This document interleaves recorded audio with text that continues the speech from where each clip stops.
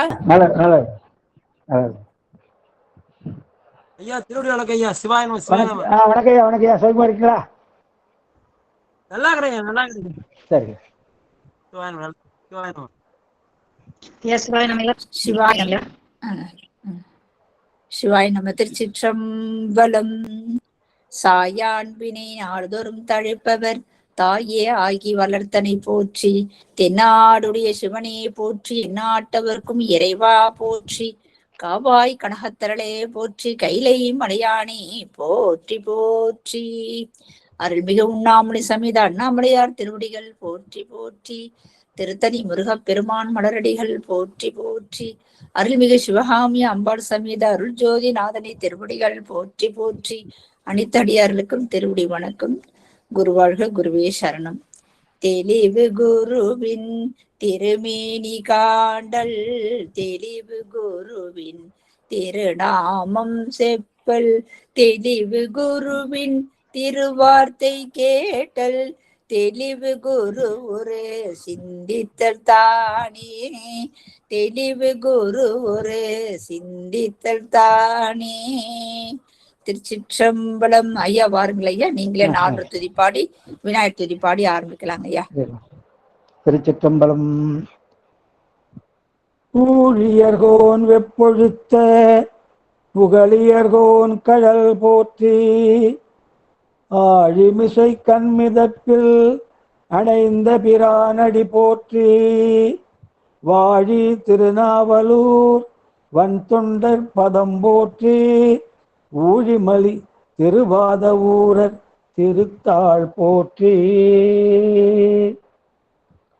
பிடி அதன் உருவுமை கொளமிகு கரியது. பிடி அதன் உருவுமை கொளமிகு கரியது. வடிகொடு தனதடி வழிபடும் அவரிடர் கடிகணபதி வர அருளினன் மிகு கொடை. வடிவினர் பயில்வலி பலமுறை இறையே. மாசில் வீணையும் மாலை மதியமும் வீசு தென்றலும் வீங்கிலவேனிலும்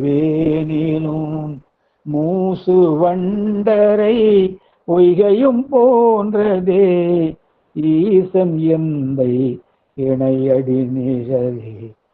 ஈசன் எந்தை இணையடி நிழலே.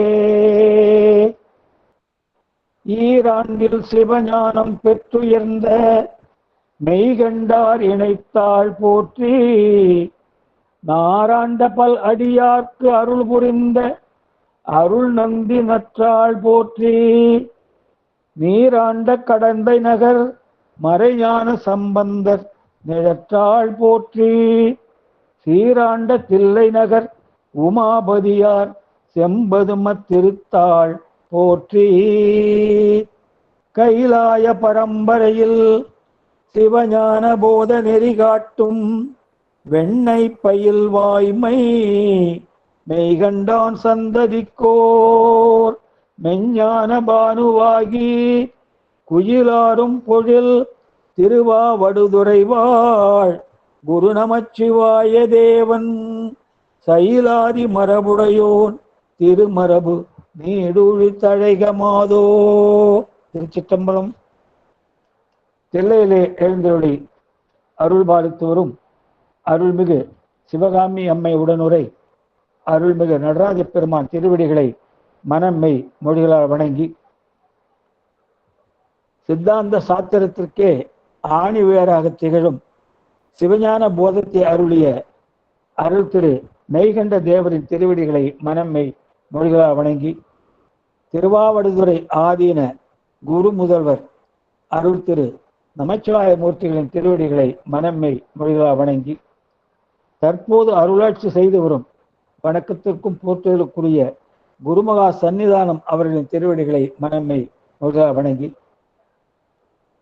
அடியேன் ஊத்தங்கரை மையத்திலே 3வது தொகுப்பாக சித்தாந்தம் எடுப்பதற்கு அன்புடன் அனுமதி அளித்துக் கொண்டிருக்கும் வணக்கத்திற்குரிய சித்தாந்த இயக்குனர் ஐயா அவர்களின் திருவடிகளை மனம்மை நூலா வணங்கி, அதேபோல் அடியேன் ஆரணி மையத்திலே 3வது தொகுப்பாக திருமுறை எடுப்பதற்கு அன்புடன் அனுமதி அளித்துக் கொண்டிருக்கும் வணக்கத்திற்குரிய திருமுறை இயக்குநரே அவர்கள் திருவடிகளை மனம்மை நூலா வணங்கி, இந்த குழுமத்திலே தினம் தினம் பல பல அரிய கருத்துக்களை சொல்லி வரும் அனைத்து பேராசிரியர் பெருமக்களின் திருவடிகளையும் வணங்கி, எங்களின் சொற்பொழிகளை கேட்டு அதிலே உள்ள நிறை குறைகளை எல்லாம் தனது அனுபவ அறிவாலே எங்களை செம்மைப்படுத்தி வரும் வணக்கத்திற்குரிய கோமல் சேகரையா அவர்கள் திருவடிகளை வணங்கி, எல்லாற்றுக்கும் மேலாக இப்படி ஒரு அற்புதமான வாய்ப்பை எனக்கு வழங்கிய வணக்கத்திற்குரிய பிரேமா அம்மையாருக்கும் வணக்கத்திற்குரிய செல்வி அம்மையாருக்கும்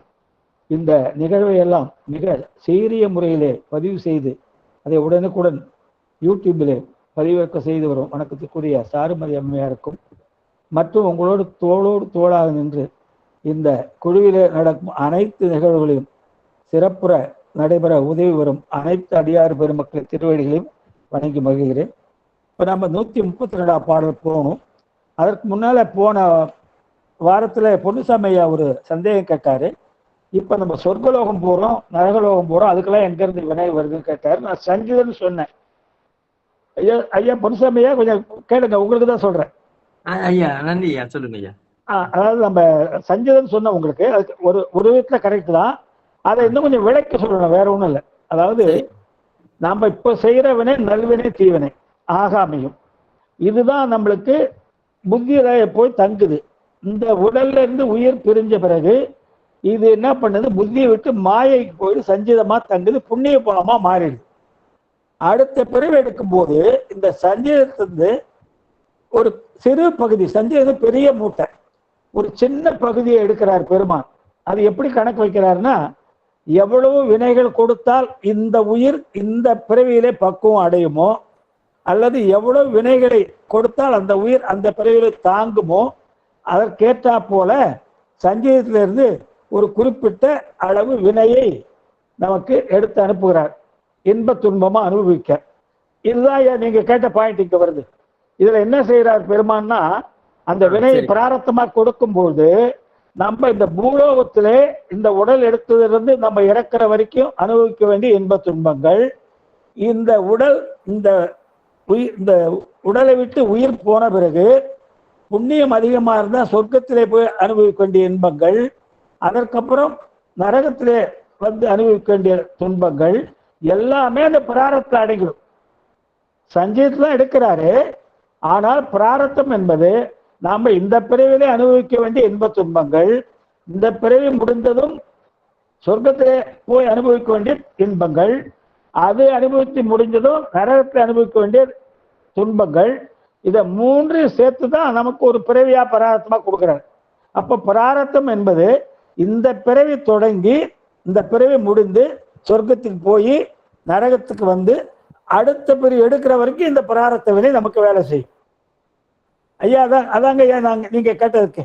ஆமா ஐயா, சரியா, நன்றி நன்றி சிவாயன். அதுதான், ஏன்னா அது இப்பவே போட்டு அனுப்பிச்சிருவாங்க. ஆஹா, இதுல இருந்து சஞ்சீதத்துல இருந்து எடுத்து அப்பவே சொர்க்கத்துக்கும் சேர்ந்து ஆமா ஆமா சரிதான். சஞ்சீதன் மொட்டையா சொல்லிட்டேன் உங்களுக்கு, அந்த உலகத்துக்கு போடுவோம் நம்ம. அதான் நன்றி. 132ஆம் பாடல் போறோம். நன்றி. இவ்வினைக்கு ஏற்ப உயிர்கள் மாறும்னு நம்ம சொல்றோம். நம்ம வினைக்கு ஏற்ப நம்ம அந்த உயிர்களுக்கு உடல் மாறும். நம்ம என்ன வினை செஞ்சிருக்கோமோ அதற்கேற்ப இந்த உயிர்களுக்கு உடல் மாறும் இந்த பாட்டில் சொல்ற. நரர்களாய் துய்ப்பர் எண்ணில் நரற்பதி சுரர் உலோகம், சுரருளாய் துய்ப்பர் எண்ணில் சொன்ன அச்சு அழியும் ஆகும், சுரர்களாய் பலன்கள் துய்த்து தாம் இங்கு தோன்றும் போது நரர்களாய் பிறப்பர் ஞாலத்து அமரராய் நன்னிடாரே. இதுல என்ன சொல்றாருனாங்க, நம்ம வினைக்கு ஏற்ப இந்த உடல் மாறும் உயிருக்கின்றார். இப்போ பிற மதத்தார் என்ன சொல்றாங்க, நம்ம தேவலோகத்துக்கு அதாவது சொர்க்கலோகம் போனா இந்த மனித உடலோட போய் அனுபவிப்போன்ற. பிற மதத்தார் என்ன சொல்றாங்க, இந்த உயிர் இந்த உடலை விட்டு பிரிந்ததும் நல்வினை பயனை அனுபவிக்க சொர்க்கலோகம் போகுது. போகும்போது இந்த மனித உடலோட போகுன்றாங்க. அதை மறுக்கிறாங்க. மனித உடலோட போய் அது சொர்க்கலோகத்துல இன்பம் அனுபவிச்சா அது சொர்க்கலோகம் அல்ல, மண்ணுலகம்.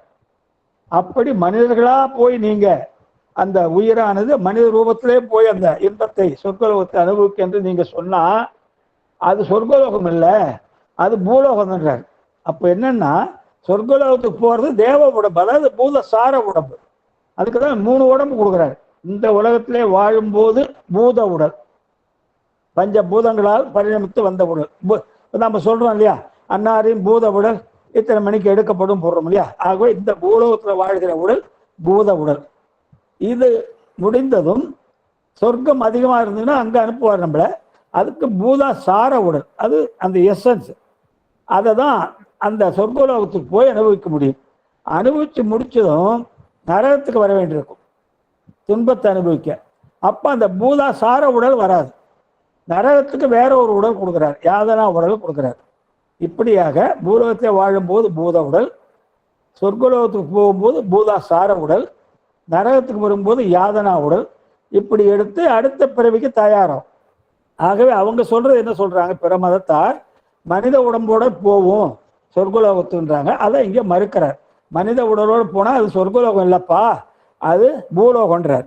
ஆகவே இன்பமாகிய தேவ போகத்தை, அதாவது சொர்க்கலோக போகத்தை உலகிலே மானிட வடிவு கொண்டே அனுபவிப்பர் என்று சொன்னால் பிறகு அது சொர்க்கலோகம் அல்ல, பூலோகமே ஆகும் அப்படின்னு மறுக்கிறார். ஆகவே தேவர்களாக உடல் எடுத்து மாறியே மனிதர் சொர்க்கலோகத்தை அனுபவிக்காங்க. நமக்கு தேவ உடம்பை கொடுத்துருவார். பூதாசார உடம்பு என்பது தேவ உடம்பாரு சொல்றார்.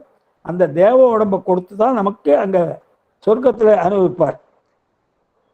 அந்த தேவர்களாக இருந்து மேல் உலக இன்பங்களை அனுபவித்த பிறகு மீண்டும் பூலோகத்திலே நல்வினை பயன் இருந்தால் அவங்க மனிதர்களா பிறப்பாங்க. நல்லா பாருங்க, நல்வினை பயன் இருந்தால்தான் தேவலோகத்துக்கு போய் சொர்க்கத்தை அனுபவிச்சிடுறாங்க, அடுத்த நரகத்துக்கு போய் அதனை உடம்பு அனுபவிச்சிடுறாங்க. அடுத்தது பூலோகத்துக்கு வரும்போது அந்த நல்வினை பயன் இருந்தா மனிதர்களா பிறப்பாங்க. அல்லாவிட்டால் அந்த வினைக்கு ஏற்ற ஏதாவது ஒரு பிறவி, 7 பிறவி நம்ம சொல்லிருக்கோம், தேவர்கள், மனிதர்கள், விலங்குகள், பறவைகள், ஊர்வன, நீர்வன, தாவரன, அந்த வினைக்கு ஏற்ப ஏதாவது ஒரு பிறவில வைப்பார். ஆகவே தேவர்களுக்கும் மனிதர்களுக்கும் அவரவருக்கு உரிய வடிவம் மாறினால் வடிவம் மாறும், நமக்கும் அவங்களுக்கும் வடிவம் மாறும். ஆனால் உறுப்புகள் அங்கங்களும் மாறாது. நமக்கு இருக்க மாதிரி தான் தேவர்களுக்கு இருக்கும். ஆனா வடிவம் கொஞ்சம் மாறும். நம்ம விட கொஞ்சம் தேஜஸா இருப்பாங்க, ரொம்ப அழகா இருப்பாங்க, அப்படிலாம் இருக்கலாம். ஆனால் நம்மை போலதான் அவயவங்கள் இருக்கும். ஆகவே உடல் மாறும் என்பது சரியல்ல. அவங்க சொல்றாங்க உடல் மாறிடும் அப்படின்னு சொல்றது சரியில்லைப்பா. அவங்களோட மறுத்த அடுத்த செயலில் சொல்றார். அடுத்த செயலில் அவங்கள மறுக்கிறார். இந்த பிறப்புல எடுத்த பூத உடல் நீங்கியதும் அடுத்த பிறப்புல அதே பூத உடல் வராது. அது வேற முக்கியமான பாயிண்ட் சொல்றார். இந்த பிறப்பிலே நான் மனித உடல் இருக்கேன், நான் இறந்த பிறகு சொர்க்கம் நரகம் அனுபவிச்சுட்டு இதே மனித உடல் எடுக்க முடியாது. அது எப்படின்னா என்னுடைய வினைக்கு ஏற்ப வினையை பார்ப்பாரு. ஒருவேளை மனிதனுக்கு உள்ள அந்த புண்ணியம் இருந்தால் மனித உடலை பிறக்க வைப்பாரு, இல்லை என்றால் வேற உடலை கொடுத்துவார். ஆகவே இந்த பிறவி முடிந்ததும் பூத உடல் நீங்கியதும் அடுத்த பிறப்பிலே அதே பூத உடல் வராது. இதுதான் அச்சுமாறின்றார். இதுதான் அச்சுமாறி பிறத்தல்ன்றார். அச்சுமாறி பிறத்தல்னா இந்த பிறவில எடுத்த ஒரு உடல் அடுத்த பிறவில வராது, வேற ஒரு உடல் வரும். அச்சு என்றால் உடல்னு வச்சுங்களேன். அச்சுமாறி பிறத்தல் சொல்வது இந்த பிறவில எடுத்த உடலே அடுத்த பிறவிக்கு வராது, வேற அச்சு தான் வரும்ன்றார். இப்போ அடுத்ததுல நம்மளுக்கு உதாரணத்தோட விளக்குறார். இந்த சொன்னது உதாரணத்தோடு விளக்குறார். 133ல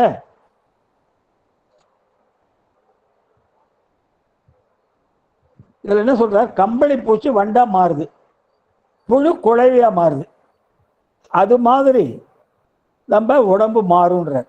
கம்பளி பூச்சி வண்டா மாறுது, புழு குழையா மாறுது, அதுதான் சொல்றார். வண்டுகள் ஆகி மாறும் மயிர்குட்டி மற்றோர் செந்து பண்டைய உருவம் தானே வேட்டுவனாய் பிறக்கும் கண்டுகொள் யோனி எல்லாம் கண்மத்தால் மாறும் என்றே கொண்டன சமயம் எல்லாம் இச்சொல் நீ கொண்டது எங்கே. கம்பளி பூச்சி வண்டாக மாறுது, புழு குழவியாக மாறுதுப்பா. அப்படி மாறும்போது அதற்கு உறுப்புகள் மாறும். வண்டுக்கு ஒரு மாதிரியான உறுப்பு இருக்கும், குழவிக்கு ஒரு மாதிரியான உறுப்பு இருக்கும். எனவே உயிர்கள் வினைக்கேற்ப அச்சு மாறி பிறக்கின்றார். அந்தந்த உயிர்கள் செய்த வினைக்கேற்ப அச்சுனா உடல் மாறி பிறக்கின்றார். அப்போ கம்பளி பூச்சியானது வண்டாக மாறுது, புழு சாதாரண புழு அந்த குளவியா மாறுது. அப்படி மாறும்போது அது அதற்குரிய உறுப்புகள் வேறு வேறு ஆகும். இதனுடைய உறுப்பு ஒரு மாதிரி இருக்கும், அதனுடைய உறுப்பு ஒரு மாதிரி இருக்கும். வண்டுக்கு ஒரு மாதிரி கால் கை 8 கால் 4 கால் அப்படி இருக்கும், குளவிக்கு வேற மாதிரி இருக்கும் உறுப்பு. ஆகவே மாறி மாறி பிறக்கின்றார். ஆகவே அடுத்த பிறப்பிலே உடல் மாறாது என்ற தவறான கருத்தை நீ எப்படி சொல்றன்னு கேட்கிறார். பிற மதத்தார நீ அடுத்த பிறப்புல இதே உடம்பு வரும்னு சொல்றியப்பா, அது அந்த மாதிரி இல்லை, வினைக்கேற்ப உடல் மாறும். பிறப்புகள் யாவுமே வினைக்கு ஏற்ப மாறுபடும். ஏன்னா எப்பயுமே இறைவன் அவருடைய இஷ்டத்துக்கு நமக்கு பிறப்பை தர்றதில்லை. அல்லது இப்போ நம்மலாம் சைவத்தில் இருக்கோம், நம்ம எல்லாம் நிறைய பூஜை புனஸ்காரம் நிறைய பக்தி மார்க்கத்தில் போயின்னு இருக்கோம் என்பதற்காக நமக்கு அடுத்த பிறப்புல இதே மனித பிரிவு கொடுக்க முடியாது, கொடுக்க மாட்டார். நாம் இப்படி இருந்தாலும் மீதி நேரத்தில் எப்படி இருக்கும், நல்லது செய்யணுமா கெட்டது செய்யணுமா அதை பொறுத்து தான் நம்ம நல்வினை தீவினை அமையும். ஆகவே அவருடைய இஷ்டத்துக்கு எந்த பிறப்பை கொடுக்கறதில்ல, எல்லாமே நம்முடைய வினைகளுக்கேற்பதான் பிறவியை கொடுக்கிறாரு. ஆகவே அடுத்த பிறவிலே உடல் மாறாது என்பது தவறு, உடல் மாறி பிறக்கும், அதுவும் அச்சும் மாறுன்றார். அச்சுன்னா உடலும் மாறுன்றார். இந்த பிறப்பிலே மனித உடல் இருந்த உயிர் அடுத்த பிறப்பிலே ஒரு மாடா பிறக்கலாம், அல்லது இந்த பிறப்பிலே ஒரு மாடாக இருந்த உயிர் அடுத்த பிறப்பிலே ஒரு மனிதனா பிறக்கலாம். ஆகவே அதனை வினைக்கு ஏற்ப அச்சு மாறி பிறக்கும்ன்றார். அது மாதிரி அந்த இதுக்கு திருப்பி அதே ஓமை தான் சொல்றார். உடல் மாறு என்பதற்கு ஓமை சொல்றார். அகலியை கல்லது ஆனால் அரிபல பிறவியானான், பகலவன் குலத்தில் தோன்றி பாரெலாம் முழுதும் ஆண்டு நிகரலா அரசனாகும், சிறந்தி நீடு உலகம் போற்ற சகமதில் எளிதான் அன்றோ மாவலி ஆய்த்துத்தானே. இதுல என்ன சொல்றார், அவங்க கேட்குறாங்க, கம்பளி பூச்சி வண்டா மாறுது சரிதாங்க, ஆனா அது உடல் அழியிலேயே.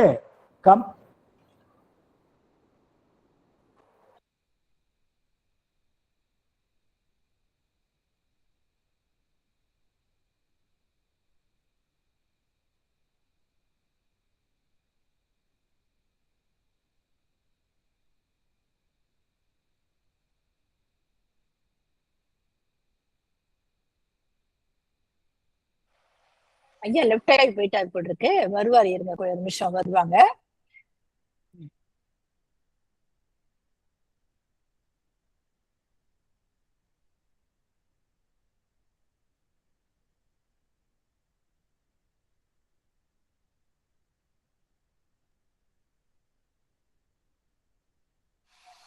ஐயா மைக் ஆன் பண்ணி பேசுங்க, மைக் ஆன் பண்ணி பேசுங்க.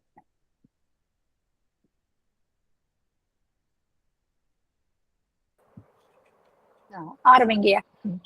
வீடியோ சரியா அந்த அந்த இது திருப்பி இருக்கு. இப்ப கரெக்டா இருக்கு. லிங்க வாசக ஐயா வட்டார் லைன்ல வேற ஒண்ணு.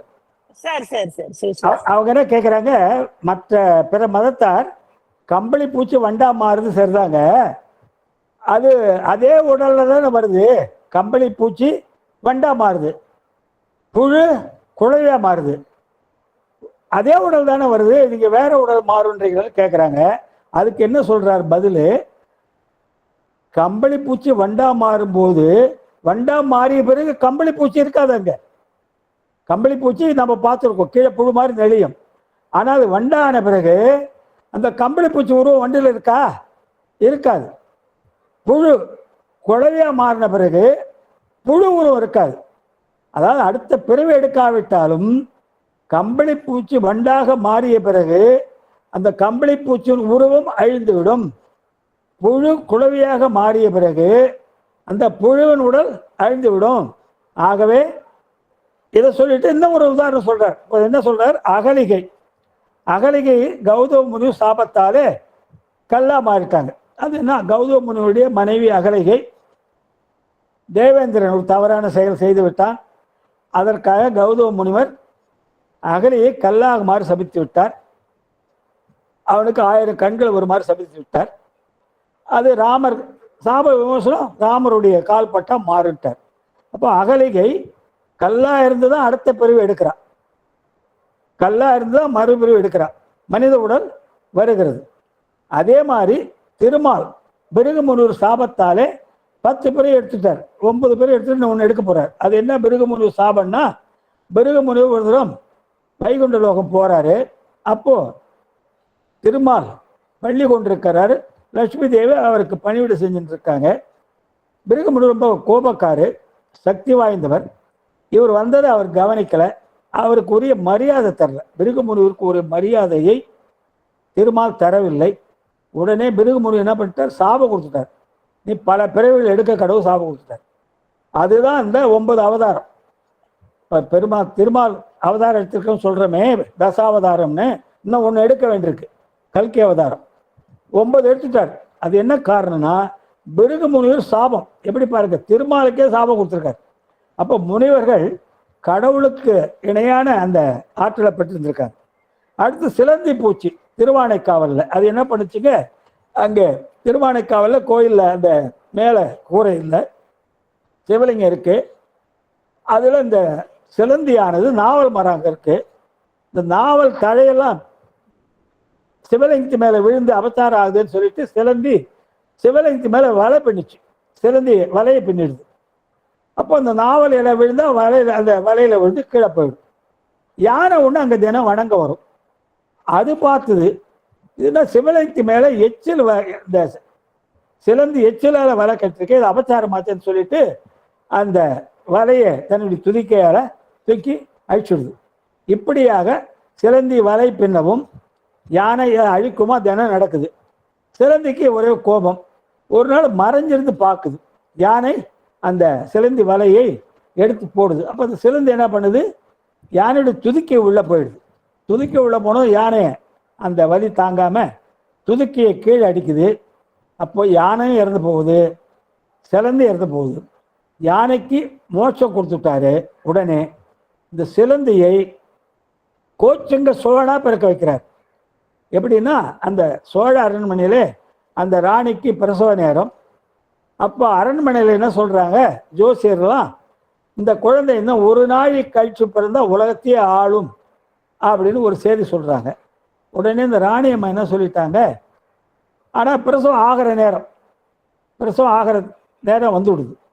அப்போ இந்த ராணியம்மா என்ன சொல்றாங்க, என்னை தலைகீழ கட்டி தொங்க போடுங்கன்ட்டாங்க. அதே மாதிரி, ஏனென்றால் என்னுடைய குழந்தை 1 நாள் கழித்து பிறந்தால் இந்த உலகத்தையே ஆளும் என்பதாலே 1 நாள் வரைக்கும் எனக்கு தலைகீழ கட்டி தொங்க போடுங்கன்ட்டாங்க. அதை மாதிரி கட்டி தொங்க போட்டாங்க. 1 நாள் கழிச்சு அவுத்து விட்டா குழந்தை பிரசவம் ஆயிடுது. குழந்தை கண்ணெல்லாம் செக்கச்சவேன்னு ஆயிடுது. தாய் இந்த குழந்தைய பார்த்து ஆசையா என் கோச்செங்கண்ணனோன்னு சொல்றாங்க.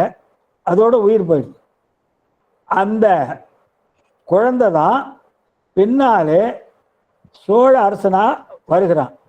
இதில் பாருங்க, ஒரு பெரிய சிறப்பு என்னன்னா, பொதுவாக போன ஜென்மத்திலே நாம் செய்தவனே நமக்கு ஞாபகம் இருக்காது, எதுவுமே ஞாபகம் இருக்காது. போன ஜென்மத்திலே நம்ம செய்தது, சொர்க்கத்தில் அனுபவிச்சது, நரகத்தில் எதுவுமே ஞாபகம் இருக்காது. ஆனால் ஒரு விதிவிலக்கு என்னன்னா, இந்த சோழன் ஒரு 70 கோயில் கட்டிருக்கான். எப்படி கட்டிருக்கான், மாட கோயில் பேர். மாட கோயில் என்ன அர்த்தம்னா, யானையே போக முடியாது, வாயிலெலாம் ரொம்ப சின்னதாக வச்சிருப்பான், ஒரு யானை உள்ள போகவே முடியாது. அந்த மாதிரி வாயில சின்னதாக வச்சு ஒரு 70 மாட கோயிலை கட்டிருக்கான். அப்போ பாருங்க, பொதுவாக நம்ம போன ஜென்மத்திலே நடந்து ஞாபகம் இருக்காது. ஆனால் இறைவன் அருளால இந்த அரசனுக்கு போன ஜென்ம ஞாபகத்தில் அந்த யானை மேல் உள்ள பகையால கோயில் கட்டும்போது யானை நுழையாதவாறு கோயிலை கட்டிட்டான். அதுதான் சொல்றாங்க, அது போன ஜென்ம ஞாபகம்ன்றாங்க. அதே மாதிரி அவனுடைய முன் உடல் அழிந்த சிலந்தி உடல் அழிந்துதான் அவன் சோழனா பிறக்கிறான். போன உடல் சிலந்தி உடல், ஆனால் இப்போ என்ன ஆயிடுது, மனித உடல் சோழனா பிறந்துடுது. ஆகவே அடுத்த திருமறை காட்டில் எலி, அங்கே நெய் வச்சிருக்காங்க தீபத்தில், அந்த நெய்யை குடிக்க போன எலி இப்படி எப்படி திரும்புது. அப்போ அந்த திரி ரொம்ப மங்களா எரிஞ்சுது. இந்த எலி அப்படி எப்படி திரும்பியதாலே அதனுடைய உடல் உறுப்புப்பட்டு அந்த திரி தூண்டப்பட்டது. திரி தூண்டப்பட்டதாலே ஒளி பிரகாசமா ஆச்சு. அப்போ கோயில்ல பெருமானுடைய ஆலயத்துல ஒரு தீபத்தை தூண்டிவிட்ட புண்ணியம், தூண்டிவிட்டு அந்த பிரகாசமா எரிய வைத்த புண்ணியத்தாலே அவருக்கு என்ன பிறப்பு கொடுத்தாரு? மகாபலி சக்கரவர்த்தியா பிறக்க வச்சுட்டார். ஆகவே இதெல்லாம் அச்சு மாதிரி தான் பிறக்குது. அகலிகை கல்லா இருந்து மனித உருவுக்கு வரா. திருமால் 10 பிறவி எடுத்துட்டார். அது வெவ்வேறு பிறவி நிறைய எடுத்துட்டார். வராகம் அப்படி இப்படின்னு 10 பிறவி 9 பிறவி எடுத்துட்டார். இன்னும் ஒன்று எடுக்க வேண்டியிருக்கு. சிலந்தி பூச்சி மனிதனா பிறந்துருது கோச்சங்க அரசனா. எலி மகாபலி சக்கரவர்த்தியா பிறந்துருது. ஆகவே இதுல எல்லாம் என்ன ஆச்சுன்னா போன உடல் அழிந்துதான் இந்த உடல் வந்திருக்கு. ஆகவே ஒவ்வொரு பிறவியிலும் உடல் மாறும் என்ற ஒரு கருத்தை இங்க சொல்றார். அடுத்தது 135 அவங்க உடலை, பிற மதத்தார் உடலை அவங்க என்ன சொல்றாங்க? இந்த அகலைகளை சொன்னீங்களே அதை பத்தி இன்னும் கொஞ்சம் கேள்வி கேட்குறாங்க. அதெல்லாம் சாபம் தானே, அது வினை இல்லையே, அதை எப்படி நீங்க வினைக்கு கொண்டாந்து பொருத்தலாம்? அகலிகை சாபம், அதே மாதிரி எலி புண்ணியம் தானா கிடைச்சது, சிலந்தி அது புண்ணியம், இதெல்லாம் இறைவனுடைய சாப அருள், வினை இல்லையே அப்படின்னு அவங்க சொல்லி கேட்குறாங்க. அதுதான் அந்த பாட்டு, அடுத்த பாட்டு சொல்றாங்க 135. செப்பினாய் மாறவேறு சிலர் விதியாலே கண்மால் வைப்பு உறும் யோனி எல்லாம் மாறி வந்திடா இங்கு என்னில் எப்படி யானும் செய்திக்கு இறைக்கரி ஆவன் என்றே முற்பட மொழிந்தேன் எல்லாம் முதல்வன் தன் விதியே ஆகும். இவர் என்ன சொல்றார்?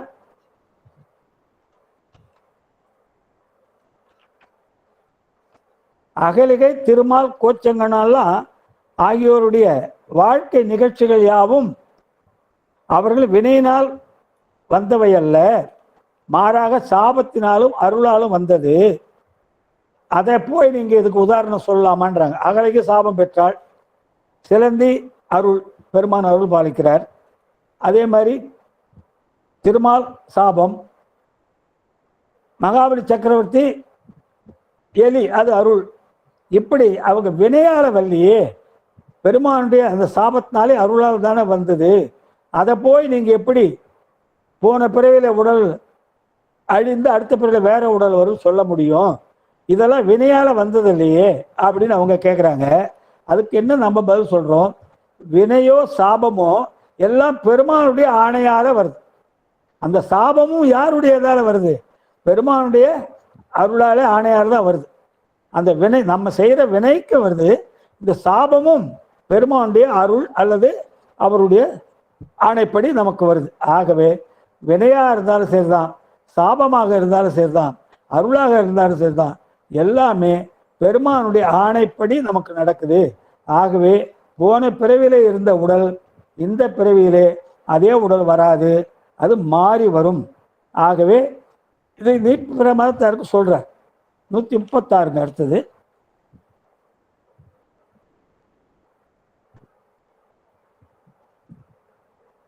உயிர் ஒரு பொருளை பற்றி நிற்கும், அதை விட்டுட்டு இன்னொரு பற்றும். அதுதான் சொல்றார். உயிர் ஒரு பொருளை பற்றும், அதை விட்டு விட்டு இன்னொரு பொருளை பற்றும். அதை தான் சொல்றார் 136. அவ்வவ யோனிதோறும் அவ்வவ உலகம் தோறும் செவ்விதின் அறிந்து கண்மம் சேர்ந்திடா சீவன் சேரா இவ்வகை தம்மில் சேர்வும் இறை செயல் ஆனால் செய்த எவ்வுருவம் தம் கண்மால் மாற்றுவன் இறைவன் தானே. உயிர் ஒன்றை பற்றி அதுவாய் நிற்கும். எது அது உயிருடைய இயல்பு என்ன? சார்ந்ததன் வண்ணமாகிறது. உயிருக்கு ஒன்று கேரக்டர் என்ன சொல்றாங்க? சார்ந்ததன் வண்ணமாகிறதுன்றாங்க. ஆகவே உயிர் ஒன்றை பற்றி அதுவாய் நிற்கும். பிறகு பெரிதொன்றை பற்றி அது எவ்வாறு பற்றும்ன்றதுக்கு விடை சொல்றார். அது ஒன்றை பற்றி விட்டது, அது எவ்வாறு பற்றும் அப்படின்னு சொல்ல, வினைகள் சடமானால் வினைகள் நாம் செய்த உயிரை அறிந்து சேராது. வினைகள் நம்ம செய்த வினைகள் இருக்கே அது சடம் அறிவில்லாதவை. இப்போ நான் ஒரு தீவினை செய்தால் நான் செய்த தீவினை அது சடம் அறிவில்லாது. அதற்கு இவர்தான் நான் தான் அந்த தீவினை செய்தேன் என்று அதுக்கு தெரியாது. ஏனென்றால் அது சடம். ஆகவே அது தானாக வந்து நம்மை சேராது. நாம் செய்த தீவினை தானாக நம்மை தேடி வந்து சேராது. ஏனென்றால் அது சடம். உயிர்களால் தான் செய்த வினை எடுத்துக்குமானா அதுவும் எடுத்துக்காது. உயிர்கள் ஏன்னா சித்தறிவு உடையன. அறிவித்தால் அறிவது, அறிந்ததை மறந்து விடுறது. ஆகவே உயிருக்கும் தான் செய்த வினையை தேடி எடுத்துக்கொள்ள அறிவு இல்லை. ஒருவேளை அப்படி இறைவன் இந்த உயிருக்கு அந்த சுதந்திரத்தை கொடுத்திருந்தா என்ன ஆயிருக்குன்றான். ஒருவேளை இறைவன் இந்த உயிர் செய்த வினையை அந்த உயிரை எடுத்துக்கொள்ளலாம் என்ற ஒரு சுதந்திரத்தை கொடுத்திருந்தால் என்ன ஆகிருக்குன்னா, நான் இறந்த பிறகு நான் நல்வினை செஞ்சிருப்பேன், தீவினை நிறைய செஞ்சிருப்பேன்.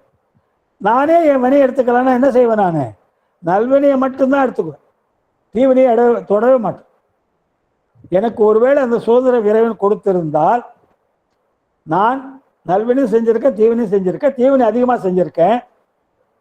வினை செய்த உயிரை அந்த தீவினை எடுத்துக்கொள்ளலாம் இறைவன் ஒருவேளை சுதந்திரம் கொடுத்திருந்தால் நான் என்ன பண்ணுவேன்? நல்லதை மட்டும்தான் எடுப்பேன், கெட்டதை எடுக்க மாட்டேன். அதனால தான் இறைவன் அந்த சுதந்திரத்தை நமக்கு கொடுக்கல. அப்போ வினை செய்த வினை சடம், அதுவும் தன்னை செய்த உயிரை சென்று சேராது. எந்த உயிர் தன்னை செய்தது என்று அது தெரியாது.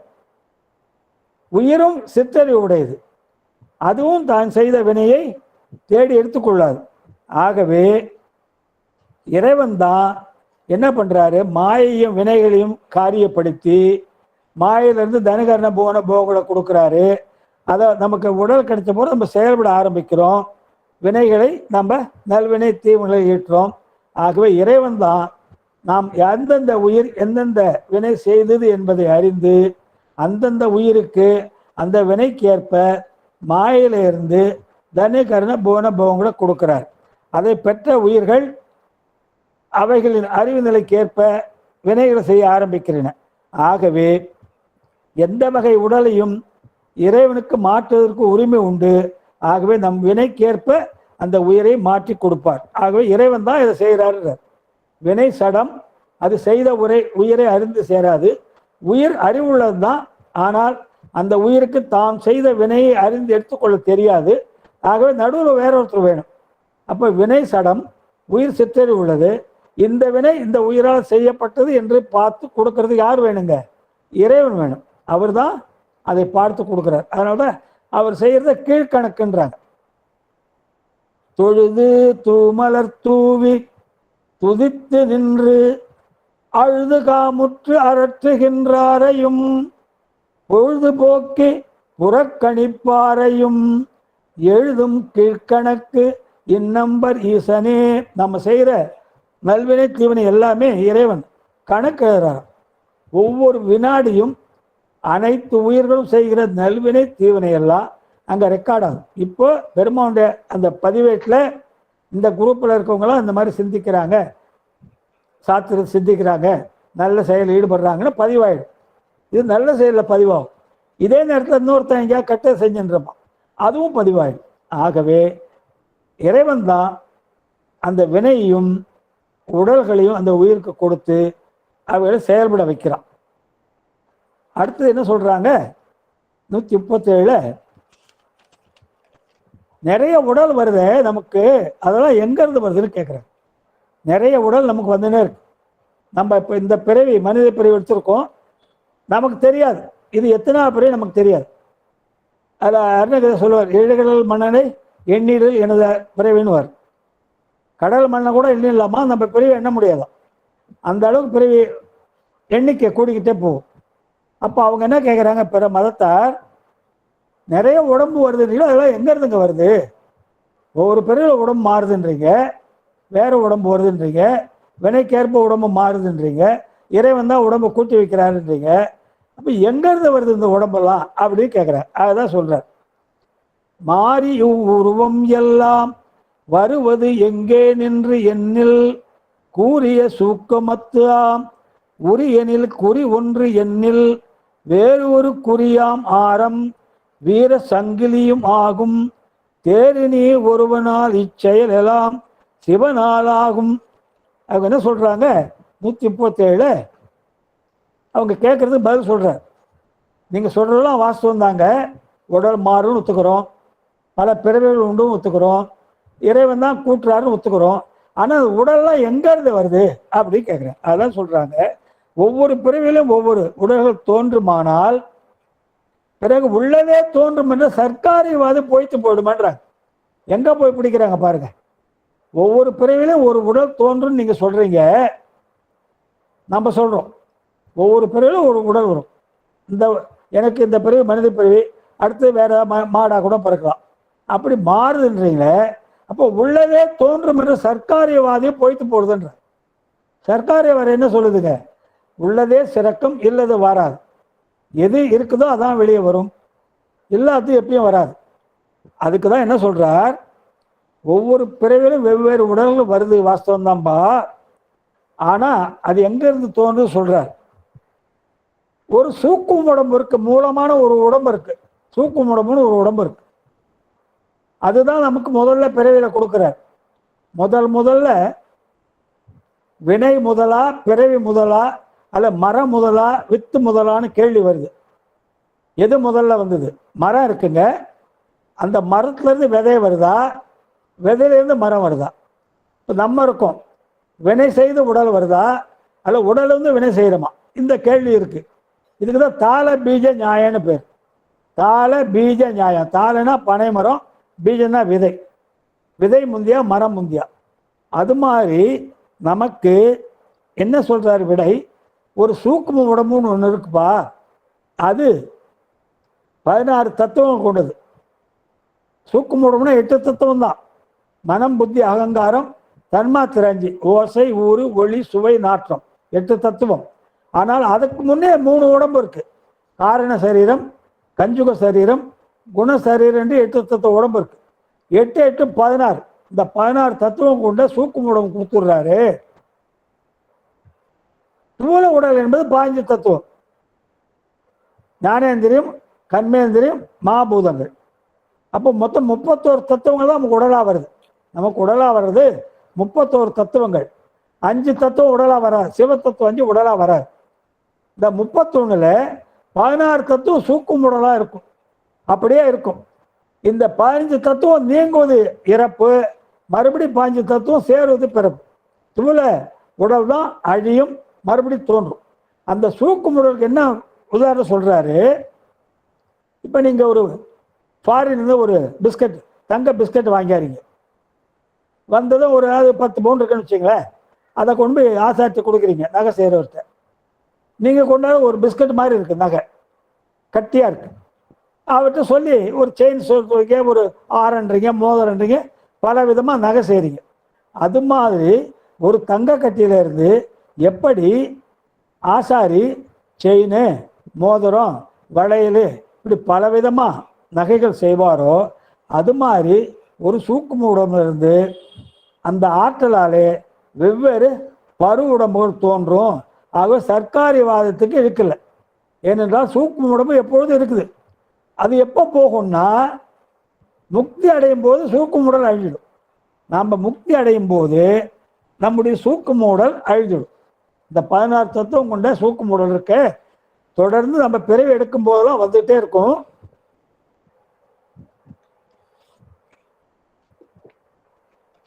பிறவி முடிஞ்சு பக்குவம் அடைஞ்சு இறைவன் இப்போ மனபரிபாகம் வந்து சத்தியமாக வரும், குருவா வருவார்.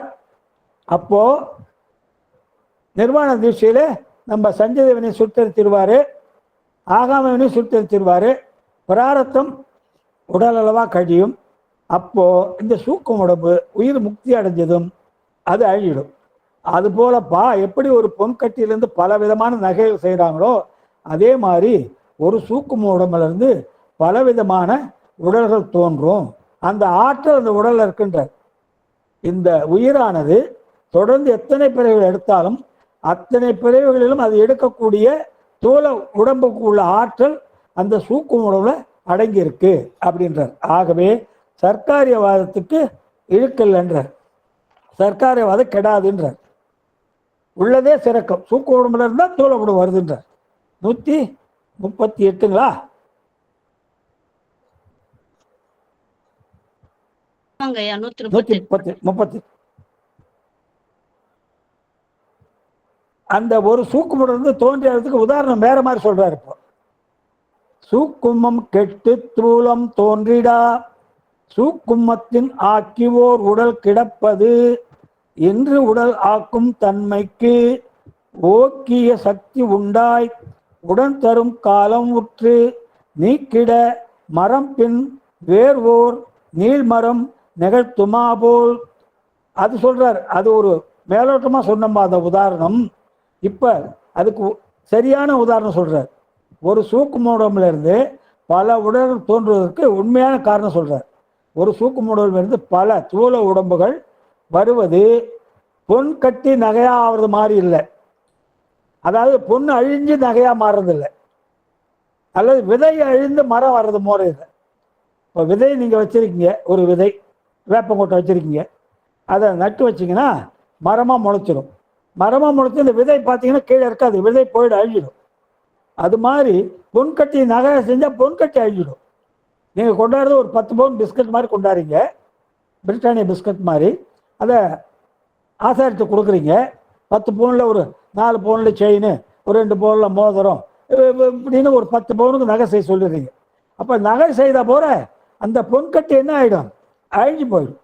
அதே மாதிரி விதை ஒன்று போட்டு வைக்கிறீங்க தோட்டத்தில், அந்த விதை மரமாக முளைக்கும் போது அந்த விதை அழிஞ்சிடும். அப்படி தோன்றதில்லப்பா அந்த உடல். ஒன்று அழிஞ்சு மற்றொன்று தோன்றுவதில்லை. பொன்கட்டி அழிஞ்சு இன்னொரு உடல் தோன்றுது, இன்னொரு நகை தோன்றுது, விதை அழிஞ்சு மரமாக தோன்றுது. அது மாதிரி சூக்கும் உடம்பு அப்படி தோன்றலை. அதுக்கு என்ன உதாரணம்? சரியான உதாரணம், நீங்கள் ஒரு மரத்தை வெட்டிடுறீங்க. வெட்டிய பிறகு கொஞ்ச நாள் கழித்து பார்த்தீங்கன்னா அந்த மரத்துலேருந்து வேர்லேருந்து இன்னொரு மரம் தொழில். இப்போ முருங்கை மரம் வீட்டில் வச்சுருக்கீங்க. நீங்கள் அந்த சுத்தமாக கூட அந்த முருங்கை மரத்தை ஒடிச்சிட்டு வந்துடுங்க. ஒரு 4 நாள் போனீங்கன்னு இன்னொரு தோல் இருக்கும். ஒரு பெரிய ஆலமரம் வேப்ப மரம் வச்சுருக்கீங்க கீழே வீட்டில், அதை வெட்டிடுறீங்க ஏதோ இடைஞ்சலாக இருக்குன்னு. ஆனால் வேர் அப்படியே இருக்குன்னு வச்சுங்க, அந்த வேர்லேருந்து புதிய மரம் ஒன்று வரும். அதே மாதிரி சூக்கும் உடம்பு பொன் அழிந்து நகையாவது போல ஆவதல்ல, விதை அழிந்து மரம் ஆவது போல வருவதல்ல.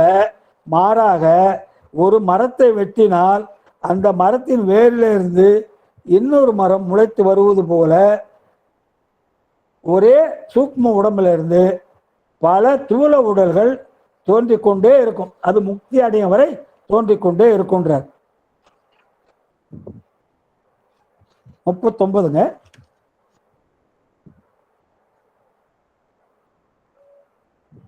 அதுக்கு இந்த பல தூள உடம்பு தோன்றுவதற்கு ஒரே ஒரு சூக்கும் உடம்பு போதுன்றார். பல எத்தனை உடம்பு தோன்றினாலும் அதுக்கெல்லாம் ஒரே சூக்கும் உடம்பு போதுன்னு இந்த பாட்டில் சொல்றார். 139. விதிப்படி சூக்குமத்தே உருவரும் வினையால் இங்கே உதித்திடா உருவம் ஆக உருவரும் மரங்கள் வித்தில் கதித்தி எழு மரமும் வித்தும் கழியும் பின் அழியும் சூக்கம் மதிக்கு எழு கலைகள் போல வருவது போவதாமே. இப்போ மரங்களை நம்ம பார்க்குறோம். நம்ம தோட்டத்தில் ஒரு மரம் முளைச்சிருக்கு. அந்த மரம் விதையிலேருந்து தோன்றுது, எல்லாரும் தெரியும். எல்லா மரமும் ஏதோ ஒரு விதையிலேருந்து தோன்றும். ஆகவே அந்த நட்ட விதை மரமாக முளைச்சிருது. அந்த மரம் பட்டு போகுதுன்னு வச்சுங்க, ஒரு 20 வருஷம் இருக்கும் உங்கள் வீட்டில் தோட்டத்தில். ஒரு விதை மாமரம் விதையை போடுறீங்க, மாங்கொட்டையை போடுறீங்க. அந்த விதை அழிந்து மாமரமாக வளர்ந்துருது, பெரிய மரமாக வளருது. ஒரு 10-15 வருஷம் நல்லா காய்க்குது. அப்புறம் அந்த மரம் பட்டு போகுது. பட்டு போகும்போது அதில் உள்ள விதைகளும் அழிஞ்சு போகுது. ஒரு மரம் நம்ம வீட்டில் நட்டு வைக்கிறோம், நட்டு வச்ச விதையை உடனே அழிஞ்சு போகுது, மரமாக வளர்ந்துருது. மரம் ஒரு 10-20 வருஷம் பலன் கொடுத்துட்டு அது ஆயுள் முடிஞ்ச போகிறேன். ஏன்னா நமக்கு எப்படி ஆயுள் இருக்கோ அது மாதிரி பெரும்பாலும் ஒவ்வொன்றுக்கும் ஒரு ஆயுள் நிர்ணயம் செஞ்சுருக்காரு. எப்படி நமக்கு உயிரினங்களுக்கு 120 வருஷம் வச்சிருக்காரோ அது மாதிரி ஒவ்வொரு அனைத்து உயிர்களுக்கும் பொருள்களுக்கும் ஆயுள் வச்சிருக்காரு. அந்த மாமரம் ஒரு 10-15 வருஷம் இருக்கும், அதன் பிறகு அழிந்து விடும், பட்டு போயிடும். அப்படி பட்டு போகும்போது அதில் உள்ள மாங்கொட்டை மாமழம் எல்லாமே அழிஞ்சு போயிடும். அதே மாதிரி இறைவன் ஆணையால ஒரு சூக்குமூடமிருந்து பல உடம்பு தோன்றுன்னு சொல்றீங்களே, அப்போ மரம் அழிந்தால் விதை அழிவது போல தூள உடம்பு அழியும் போது சூக்கும் உடம்பு அழிஞ்சிடாதான்னு கேட்குறாங்க. அவங்க எப்படி கேட்குறாங்க பாருங்க. மரம் அழிஞ்சா விதை அழிஞ்சு போகுது, அது மாதிரி ஒரு தூர உடம்பு உங்களுக்கு அழிஞ்சா அந்த சூக்கும் உடம்பு அழிஞ்சிடுமே, நீங்க எப்படி அந்த சூக்கு உடம்புலேருந்து பல உடம்பு தோன்றும் சொல்றீங்கன்ற. மரம் நட்டிருக்கோம், விதைய முளைச்சி ஒரு 10 வருஷம் காய்க்குது, பட்டு போகுது, மரமும் பட்டு போகுது, விதையும் போயிடுது.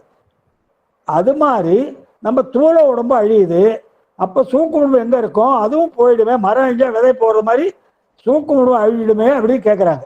அதுக்கு தான் என்ன சொல்றார், அது அப்படி இல்லைப்பா, சூக்கும் உடம்பு அழியாமல் இருக்கும். எப்படின்னா, சந்திரனுக்கு சாபத்தாலே, தட்சன் சாபத்தாலே அவன் கலையெல்லாம் தேய கடவுள் சாபம் கொடுத்துட்டான். அதான் அவனுடைய 27 பெண்களை மனம் முடிச்சு கொடுத்தான். எல்லா பெண்களும் சமமாக அன்பு செலுத்த வேண்டும் என்று ஒரு நிபந்தனை விதிச்சான் சந்திரனுக்கு மாமனார் தட்சன். ஆனால் அவன் குறிப்பிட்ட ஓரிரு பெண்களை மட்டும் அன்பா நடத்தினா, மற்ற பெண்களை உதாசீனப்படுத்தினா. அவங்கெல்லாம் போய் அப்பாகிட்ட முறையிட்டாங்க. அப்பா, என்னுடைய கணவர் எங்களை சரியா நடத்தவே மாட்டுறாரு, அக்கா தங்கச்சி மட்டும் ஒருத்தர் 2 பேர்கிட்ட அன்பா இருக்காரு, எங்ககிட்டலாம் அன்பா இல்லைன்னு சொல்லி பார்த்தான், திருத்தி பார்த்தான், கேட்கவில்லை. உடனே தட்சன் சாபம் கொடுத்துட்டான், உன்னுடைய கலைகள் எல்லாம் அழிய கடவுது. சந்திரனுக்கு 16 கலைகள், கலைகள்லாம் அவனுடைய அழகு. சந்திரன் ரொம்ப அழகானவன், மன்மதனுக்கு ஈக்குவனாக இருப்பான்னு சொல்லுவாங்க. அப்போ எங்கெங்கோ போய் பார்க்குறான். அந்த சாப விமோசனத்துக்கு யாராலையும் தட்சன் சாபத்தை நிவர்த்தி பண்ண முடியல. கடைசியாக பெருமான் திருவடியிலிருந்து சரணடைகிறான்.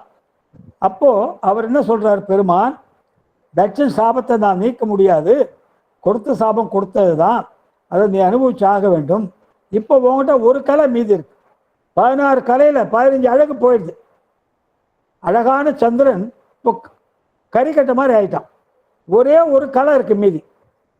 ஆகவே அந்த ஒரு கலையோடு நான் உன்னை தலையில வைத்துக்கிறேன்.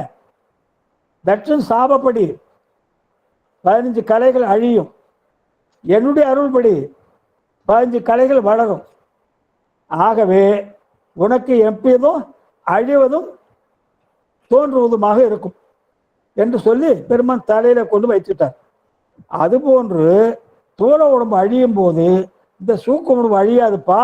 எப்படி சந்திரனுக்குள்ள ஒரு கலை மீதி இருக்கோ அந்த கலையிலிருந்து தான் 15 கலை வளருது, அதே மாதிரி தேயுது. அதே மாதிரி இந்த சூக்கும் உடம்புல ஒரு சூக்கும ஆற்றல் அப்படியே இருக்கும், அது அழியாது. எப்படி சந்திரனுடைய ஒரு கலை அழியாம இருக்கோ அது மாதிரி இந்த சூக்கும் உடம்புல ஒரு ஆற்றல் அழியாம இருக்கும். அது எது வரைக்கும் இருக்குன்னா முக்தி அடைகிற வரைக்கும் இருக்கும். ஆகவே அந்த ஆற்றல்ல இருந்து பல தூள உடல் தோன்றும், மறையும். ஆகவே அந்த சூக்கும் உடம்பு சந்திரனுக்குள்ள 16 கலைகளிலே 15 கலைகள் அழிந்தாலும் மீதி உள்ள ஒரு கலையில இருந்து 15 கலைகள் தோன்றுவதும் மறுபடி 15 கலை அழிவது போல ஒரே ஒரு சூக்கும் உடம்பு ஆற்றல்ல இருந்து பல பல தூள உடம்புகள் தோன்றும், அவை அழியும். ஆகவே சூக்கும் உடம்பு இருக்கும் அப்படின்ட்டார். முக்தி அடைவரையும் அது இருக்குன்ட்டார். இப்போ அடுத்த பாட்டில் இந்த உடல்லாம் எது காரணம் சொல்றார். நம்ம இந்த உடல்லாம் பேசுறோம், இதுக்கெல்லாம் எது காரணம் சொல்றார். தூலமாம் உருவினுக்கு சூக்கமம் முதல், அதற்கு மூலம் மான், அதற்கு மூலம் மோகினி, அதன் முதல்தான் மேலதாம் விந்து சக்தி, சிவம் இவை மிசையாம் எல்லாம் சால இன்று ஆகும், ஆன்மா சிவத்தினை சார்ந்த போது. இந்த உடல்லாம் எங்க இருந்து வருதுன்னு கேட்குறாங்க. பிற மதத்தார், நீங்க மாட்டு சொல்லி போறீங்களே உடல் தோன்றும் அழியும் போகணும், இதெல்லாம் எங்கேயா இருந்து வருது இந்த உடல்லாம் அப்படின்னு கேட்குறாங்க. அதுக்குதான் பதில் சொல்றார்.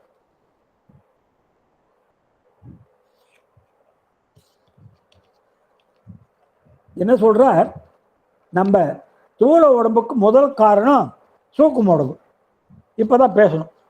எத்தனை தூள உடம்பு தோன்றினாலும் சூக்கும் உடம்பு அப்படியே அழியாம இருக்கும். இந்த தூள உடம்புக்கு முதல் காரணம் சூக்கும் உடம்பு. அந்த சூக்கும் உடம்புக்கு முதல் காரணம் எதுங்க, பிரகிருதி மாயை. நம்ம வாழறது சகலர்கள் மொத்தம் மாயை பொருளால் ஒன்றுதான். அது சுத்த மாயை, அசுத்த மாயை, பிரகிருதி மாயின்னு 3ஆ சொல்றாங்க. அது ஏனென்றால் உயிர் வர்க்கம் 3ஆ இருக்கு. இந்த உலகத்தில் உள்ள உயிர் வர்க்கம் 3ஆ இருக்கு. விஞ்ஞானகலர், பிரளயாகலர், சகலர் என்று 3 வர்க்கமா இருக்கு.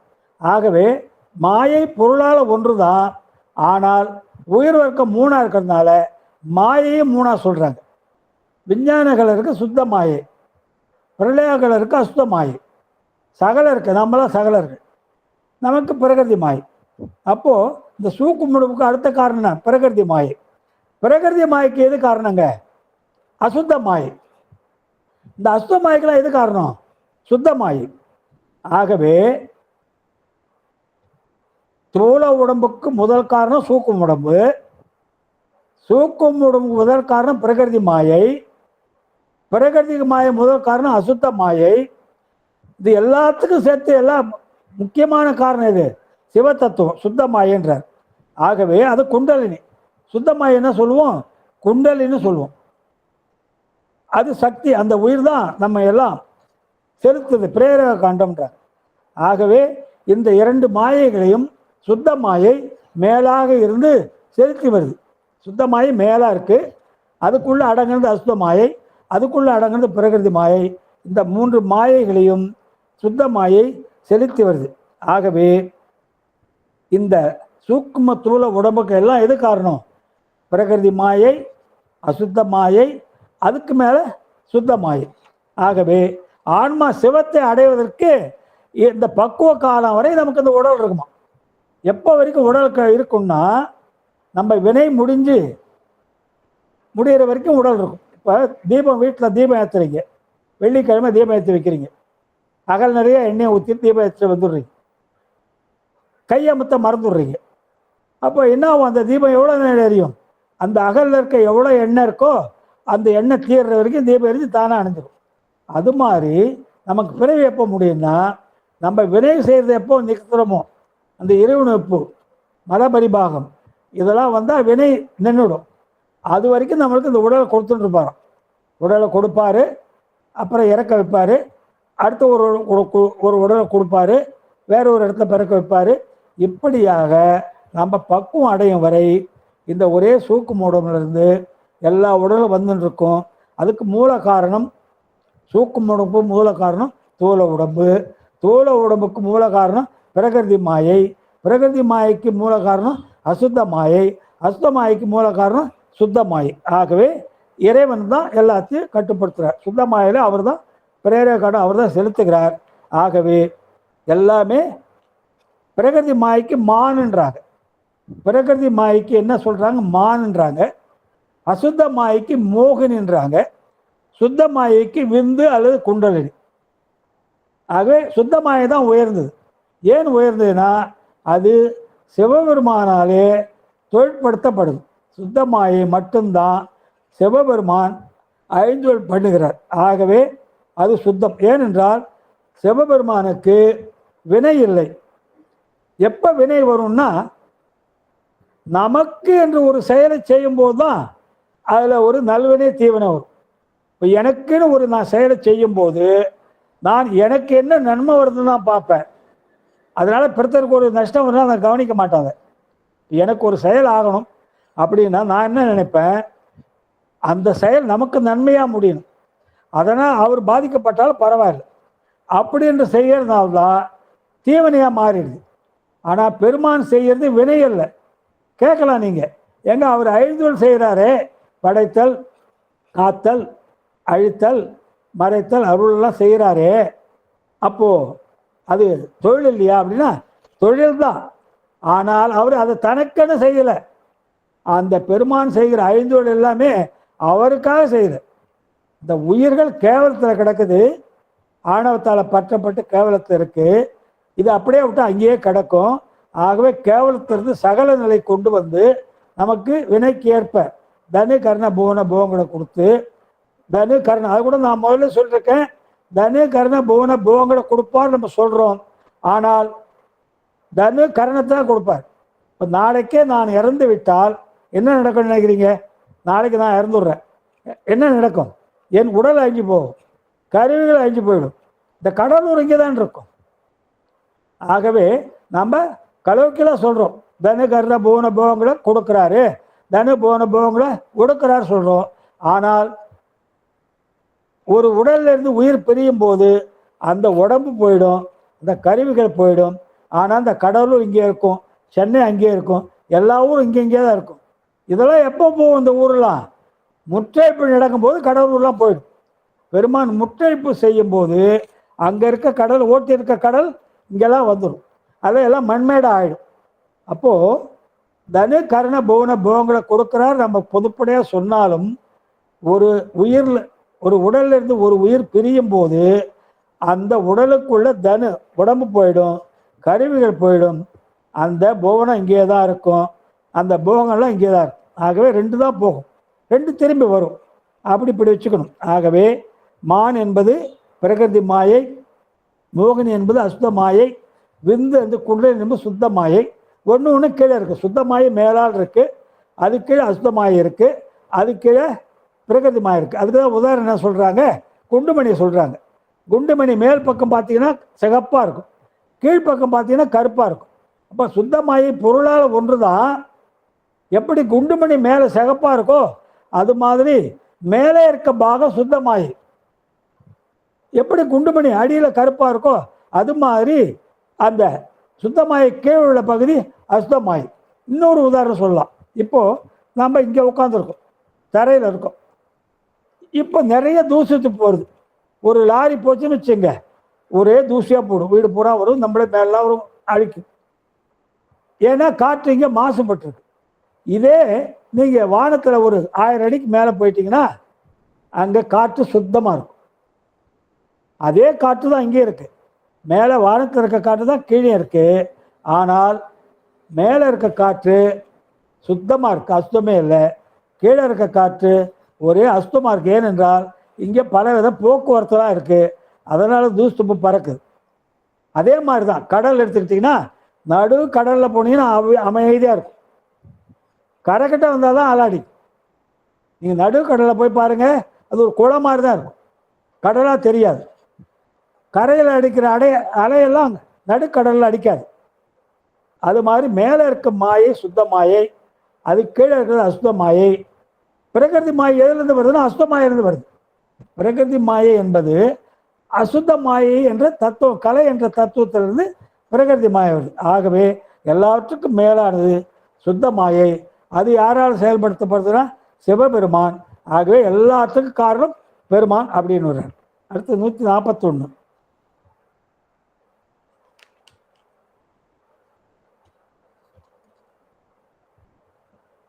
இந்த உடம்பெல்லாம் எதுக்கு கொடுக்குறார் பெருமான்? காரணம் சொல்றார்.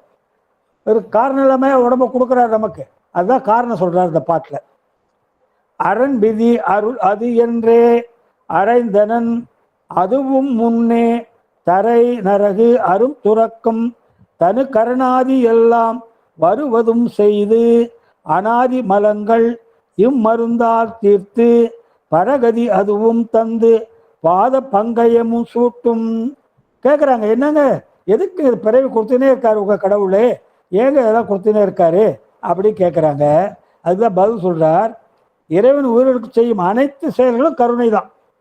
இறைவன் உயிர்களுக்கு செய்கிறாரு, அது எந்த செயலாக இருந்தாலும் கருணை தான். படைத்தல் கருணை, காத்தல் கருணை, அழித்தல் கருணை, மறைத்தல் கருணை, அருள் கருணை. இது எப்படிங்க? படைத்தல் கருணை, சரி உடம்பை கொடுக்குறார், கருணைன்னு சொல்லலாம். காத்தல் கருணை ஒத்துக்கலாம், அந்த நம்ம அந்த இன்பத்தை அனுபவிக்க வரைக்கும் படைத்த உடம்பை காத்து வைக்கிறாரு, அது ஒத்துக்கலாம். அழுத்தல் எப்படி கருணைன்னு சொல்கிறீங்கன்னா, ஓய்வு கொடுக்குறாரு. தொடர்ந்து பல பிறவிகளை எடுத்தது வந்துக்கிட்டே இருக்குது இந்த உயிர், கொஞ்சம் ஓய்வு கொடுத்து உங்களுக்கு மறுபடியும் இந்த ஒரு பிறப்பை கொடுக்குறாரு. ஆகவே அதுவும் ஒரு கருணை தான். மறைத்தல், அது மறைத்தளவை எப்படி கருணை சொல்கிறீங்க கேட்டிங்கன்னா, நம்ம உலக போகங்களே உழ வச்சு திரோதான சக்தி என்பது உலகத்தையே நோக்க செய்து கடவுளை நோக்க விடாமல் செய்யும். அது ஏன்னா முதல்ல நமக்கு ஆணவம் என்ற பேய் பிடிச்சிருக்கு. இந்த பேய்க்கு ஒரு குவார்டர் தண்ணியை வாங்கி கொடுத்தா எப்படி இருக்குன்னு ஆடும். அது மாதிரி முதல்ல நம்ம ஆணவம் என்ற பேயால் பிடிக்கப்பட்டிருக்கோம்.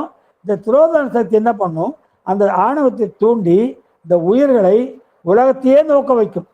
இறைவன் இருக்காரு அந்த பக்கம் போகணும் வைக்க செய்யவே விடாது. அப்போது இப்படி உலகத்தையே நோக்கி போகும்போது நம்ம தொடர்ந்து அப்படியே பழகி வரும்போது ஏதோ ஒரு பிறவிலே இந்த உயிருக்கு ஒரு பக்குவம் வரும். ஏனென்றால் எல்லா பிறவிகளிலும் நம்ம 3 காரியம் செய்கிறோம். எல்லா பிறவிகளிலும் 3 காரியம்தான் செய்கிறோம். உண்கிறோம், உறங்குகிறோம், இனப்பெருக்கம் செய்கிறோம். எல்லா பிறவிகளிலும் மனித பிறவி, ஆடு மாடு பாம்பு பல்லி எல்லாமே உண்கின்றன, உறங்குகின்றன, இனப்பெருக்கம் செய்கின்றன. ஆகவே இப்படியே நம்ம தொடர்ந்து உலகத்திலே போயின்ற போது நமக்கு உலக போகங்களிலே ஒரு வெறுப்பு தட்டும், சலிப்பு வந்துடும். இப்போ வேற ஒன்றும் இல்லைங்க, நீங்கள் வீட்டில் உங்கள் ஸ்வீட் ஸ்டால் வச்சுருக்கீங்க. இப்போ கீதா ஸ்வீட் வச்சிங்களேன், நம்ம சொந்தக்காரர் வச்சுருக்காங்க. அவங்க முருகனை வந்து தினமே அவர் வீட்டில் அந்த ஸ்வீட் ஸ்டால்லேருந்து ஒரு 1/4 கிலோ மைசூர் பாக்கு எடுத்து 10 தினம் சாப்பிட்டாருன்னு வச்சுங்க. அவர் கடை தான், காசு கொடுக்க வேண்டாம், தினம் சாப்பாட்டுக்கு ஒரு 1/4 கிலோ மைசூர் பாக்கு ஒவ்வொரு வேலைக்கும் வச்சு சாப்பிட்டாருன்னா என்ன ஆகும்? ஒரு 2 நாள் சாப்பிடுவார். அப்புறம் என்ன ஆகும்? ஐயோ கண்ணிலே காட்டாதுன்னுவார், அம்மா எடுத்து ரசம் வையின்னுவார். அப்போ எந்த ஒரு பொருளையும் நீங்கள் தொடர்ந்து அனுபவித்து வந்தால் அது மேலே சலிப்பு வந்துடும். அது எல்லா வாழ்க்கைக்கும் பொருந்தது, நம்ம வாழ்க்கைக்கும் பொருந்தும். எந்த ஒரு பொருளையும் நீங்கள் தொடர்ந்து அனுபவித்து வந்தால் அது மேலே ஒரு சலிப்பு வந்துடும். அது மாதிரி இந்த உயிரானது பல பிறவிகளா, இந்த பிறவியில் மட்டும் இந்த உயிர் இந்த செயலை செய்யலை, போன பிறவிலும் செஞ்சது, அதுக்கு முந்தைய பிறவி செஞ்சது, எத்தனையோ பிறவிலாம் இதே வேலை தான் செஞ்சு வருது. கடவுளை பார்க்கறதே இல்லை, உலகத்தையே நோக்கின்னு இருக்கு. அப்படி போகும்போது ஏதோ ஒரு பிறவியில் அந்த உயிருக்கு ஒரு உணர்வு வந்து மடை மாற்றம் ஏற்படும். மடை மாற்றம்னா இது வரைக்கும் போன வழியை விட்டுட்டு வேற வழியை போகும். மடை மாற்றம்னா இப்போ வாய்க்காலில் தண்ணி பாயுது, ஒரு நிலத்துக்கு தண்ணி பாயுது, ஆற்று தண்ணி பாயுதுன்னு வச்சுங்க. அந்த வயலில் தண்ணி நிரம்பி போச்சுன்னா என்ன சொல்லுவாங்க, நிலத்துக்காரு ஆள்கிட்ட மடையை மாற்றி விடுன்னுவாங்க. அதாவது ஒரு வயலில் தண்ணி பாயுது, வாய்க்கால் விட்டு ஆற்று தண்ணி வருது, அந்த வயலில் வழி வச்சுருக்காங்க, தண்ணி பூரா அந்த வயலுக்கு போயிட்டுருக்கு. வயல் கரை அந்த வரப்பு வரைக்கும் தண்ணி ஏறி போச்சு. அப்போ வயல்காரர் என்ன சொல்லுவார், அப்போ அந்த வயல் ரம்பிடுது, மடையை மாற்றி விடுன்னுவார். அப்போ உடனே வேலையாளர் என்ன செய்வார், ஒரு மண்ணை எடுத்து இங்கே இருக்க ஒரு மண்ணை வெட்டுவார், ஒரு மண் வெட்டியால் அந்த மண்ணை எடுத்து அதில் போடுவார். இங்கே மண்ணை வெட்டி வழி உண்டாக்கி இந்த மண்ணை எடுத்து அதற்கு போட்டு அடைச்சிடுவார். இது தண்ணி இங்கே வர ஆரம்பிச்சிடும். அது மாதிரி மடை மாற்றம் செய்வது நமக்கு வந்துடும். இது வரைக்கும் உலகத்தையே நோக்கி போய் கொண்டிருந்த உயிருக்கு ஏதோ ஒரு பிறவியிலே நம்ம சேர வேண்டிய இடம் வேற இருக்கு, இறைவன் திருவடி அடைய வேண்டுமே, அதை மறந்துட்டு நாம உலக போகங்களே மூழ்கிட்டு போயிட்டு இருக்குமே. உலக இன்பங்கள் எல்லாமே நிலையில்லாதவை, அழியக்கூடியவை. சிற்றின்பம், பெருமாண்டு திருவடி ஒன்றுதானே பேரின்பம், அதை நம்ம மறந்துட்டு உலகத்திலே ஒன்று கொண்டிருக்கிறோமே என்று சொல்லி இந்த உயிருக்கு தானாகவே ஒரு வெட்கம் வந்து அது ஒரு சலிப்பு ஏற்பட்டு அதிலிருந்து வெளியே வரும். அது வரைக்கும் திரோதன சக்தி நம்ம ஆட்சி படைச்சு கொண்டே இருக்கும். அது நமக்கு நல்ல புத்தி வந்ததும் அந்த திரோதன சக்தி அருள் சக்தியா மாறும். அதுதான் சத்தியபாதன்றாங்க. அப்போ தொடர்ந்து நம்ம அனுபவிச்சு வந்த கெட்ட பழக்கம்லாம் நம்மகிட்ட மாறி இறைவன் நம்ம தலைப்படுவோம். அப்போ நமக்கு பக்குவம் வந்துடும். பக்குவம்னா ஒரு மரத்தில் மாம்பழம் காயாக இருக்கும்போது அந்த காய் அப்படியே ஒட்டின்னு இருக்கும், நீங்கள் பறித்தா கூட அந்த காய் வராது. நல்ல காயாக இருக்கும்போது மாங்காயை பறிச்சிங்கன்னா காய் சீக்கிரம் வராது. ஆனால் அதே மாங்காய் நல்லா பழுத்து போச்சுன்னா தானாகவே கீழே விழுந்துடும். அது மாதிரி நமக்கு பக்குவம் வரணும், பழுக்கணும். இப்போல்லாம் செங்காயாக இருக்கும், இந்த செங்காய பருவத்திலேருந்து நம்ம எல்லாம் பழுத்து இந்த உலக இன்பெல்லாம் காணல் நீர் போல, நீர்க்குமிழி போல அப்படி என்று உணர்ந்து அதையெல்லாம் வெறுத்து அங்கே அந்த வழி தான் பாதை, நல்ல பாதை, இறைவனடைய ஒரு நல்ல சிமெண்ட் ரோடு போட்டிருக்காங்க, நம்ம அந்த பாதையில் போகாமல் முள் பாதையில் போயிட்டுருக்கோன்னு சொல்லிட்டு இறைவனை நாட தலைப்படும் போது நமக்கு இறைவனை ஒப்போரும் மன பரிபாகம் அடையும். உடனே சத்தியபாதம் வரும், இறைவன் குருவாக வருவார். நமக்கு 3 உயிர் சொன்னல, விஞ்ஞானகல, பிரளயகல, சகலர். விஞ்ஞானகலருக்கு அவங்களுக்கு அறிவுக்குள்ளேயே உணர்த்திடுவார், குருவாக வரமாட்டார், அறிவுக்குள்ளேயே அவங்களுக்கு மூளையிலே உணர்த்திடுவார்.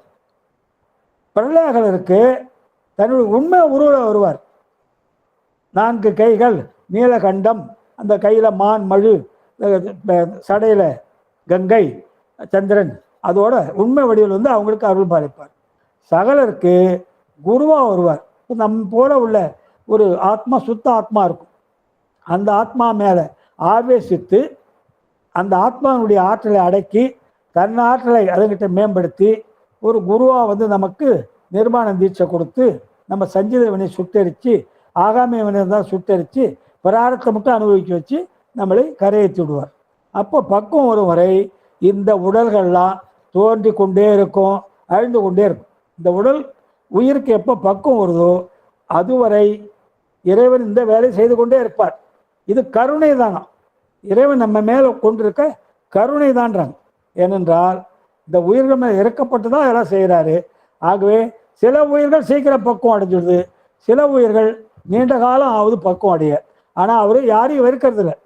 ஒரு உயிர் சீக்கிரம் பக்குவம் ஆயிடுதுன்னு சொல்லி அந்த உயிருக்கு ஒரு சபாஷ் கொடுக்கறது இல்லை. இன்னும் ஒரு உயிர் ரொம்ப காலதாமதம் பக்குவம் அடைய சொல்லி அதை வெறுக்கிறது இல்லை. எல்லா உயிரும் ஒன்று போல நேசிக்கிறாரு. அவருக்கு வெறுப்பு இல்லை, வேண்டுதல் வேண்டாமல் இல்லாதான்ட்டாங்க. ஆகவே அவர் செய்கிறது எல்லாமே கருணை தான்ட்டாங்க, எல்லாமே கருணை. மாயையிலேருந்து நமக்கு வேண்டிய தனு கரணங்களை தோற்றுவிக்கிறாரு. பிறகு இந்த வினைகளை அனுபவிக்கிறாரு. பக்குவத்தை உண்டான பிறகு நமக்கு அந்த தனு கரணங்களை அழிச்சுட்டு முக்தி கொடுக்குறாரு. ஆகவே வரஞானத்தை விளக்கிறது சிவானந்தமாகிய பெரும் பேற்றினை வழங்குவார். கடைசியில் என்ன கொடுப்பார் நமக்கு? சிவானந்த தேனை கொடுப்பாராம். தேனை கொடுப்பார்னா எப்படி பருக வேண்டும் அந்த தேனை? நாம இப்போ ஒரு பூவில் ஒரு தேனி அமர்ந்திருக்கு, ஒரு தாமரை பூவில்னு வச்சுக்கலாம், அல்லது நிறைய தேன் உள்ள பூவில், ஏதோ வாசமான பூவில் ஒரு தேனி அமர்ந்து அந்த தேனை குடிக்குது. அந்த தேனி எப்படி குடிக்கணும்னு நினைக்கிறீங்கன்னா, தன்னை மறந்துடும், தான் தேனி என்ற உணர்வு அதுக்கு இருக்காது. எந்த பூவில் அமர்ந்திருக்கோ அந்த உணர்வு இருக்காது. நாம் ஒரு மல்லிகைப்பூ மேலே அமர்ந்திருக்கோம், ஒரு ரோஜா பூ மேலே அமர்ந்திருக்கோம், அதெல்லாம் ஞாபகம் இருக்காது. முதல் தன்னையே மறந்துடும், எந்த பூவில் அமர்ந்திருக்கோன்றதே மறந்துடும், தேனை மட்டும் உறிஞ்சிடும். அது கவனம் பூரா தேனை உரியர்ந்திருக்கும். அது மாதிரி நம்மை மறந்து எல்லாத்தையும் மறந்து இறைவன் திருவடி இன்பமாகிய அவர் சிவானந்த தேனை பருகும் வரை பெருமான் இந்த உயிர்களுக்கு இந்த பிறவி என்ற நோயை கொடுத்து கொண்டே இருப்பார். எப்படி ஒரு வைத்தியத்தை போனால் நம்ம நோய் தீர்ற வரைக்கும் மருந்து சாப்பிட்டாகணும், அதே மாதிரி நம்ம இந்த மலமெல்லாம் தீர்ந்து நம்ம இறைவன் திருவடி அடையிற வரைக்கும் பெருமான் இந்த பிறவி இறப்பு என்ற மருந்தை கொடுத்து நம்மளை பக்குவப்படுத்தி வருவாராம். ஆகவே அதனால தான் இந்த பிறவியை தொடர்ந்து கொடுத்து கொண்டு வர்றாரு சொல்றாங்க. 142 போலாங்களா? 142 போலாங்களாமா?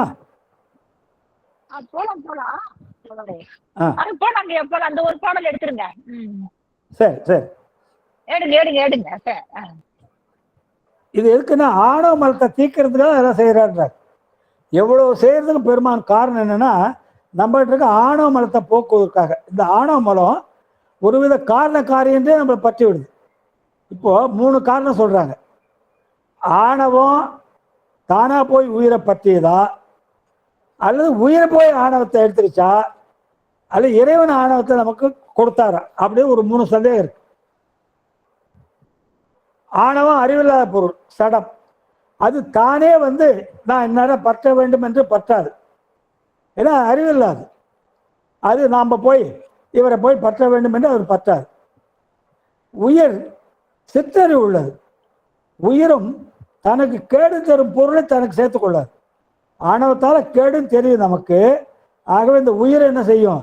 தனக்கு கேடு தரும் பொருளை சேராது, எடுக்காது. கடவுள் பெரும் கருணையாளர், பேரொருளாளர். அவரும் ஒரு கேடு தரும் பொருளை நம்மோடு சேர்க்க மாட்டார். என்னங்க இது? அப்போ ஆணவம் எப்படி தான் வருது நம்மளை பிடிக்குதுன்னா, அதுக்கு என்ன சொல்லிட்டாங்க? அது அப்படிதான்ட்டாங்க. நெல்லுக்கு உமி எப்படி இருக்கோ, தவிடு எப்படி இருக்கோ, அந்த மாதிரி இந்த ஆணவம் அனாதே நம்ம கூட இருக்கு. இந்த ஆணவமானது நேற்று இன்னைக்கு வரல, எப்பவுமே நம்ம கூட இருக்கு. அது அப்படிதான். இறைவனும் நமக்கு ஆணவத்தோட சேர்க்கலை, நம்மளும் போய் ஆணவ மலத்தை சேர்த்துக்கல. ஆணவங்களும் தானா வந்து நம்ம பற்றலை. இது 3 இல்லை. ஆனால் நமக்கு எப்படி ஆணவம் பற்றி இருக்குன்னா, அது அப்படிதான். குழந்தை பிறக்கும்போது ஆணவம் கூட பிறந்துடும். ஒரு குழந்தை ஜனமாகும் போது அதற்குரிய ஆணவம் அது கூட டெலிவரி ஆகிடும். ஆகவே ஆணவம் எந்த காரணம் என்று நம்ம அனாதையே பற்றி இருக்கு. அதுதான் அனாதின்ட்டார். அதுக்காக தான் அந்த ஆணவத்தை தீர்த்தல் பொறுத்து தான் இந்த உடம்பெல்லாம் கொடுத்து எவ்வளோ பாடுபடுத்துறாரு நம்ம. இந்த ஆணவ மலத்தை தீர்த்தாதான் நீங்க முக்தி அடைய முடியும்.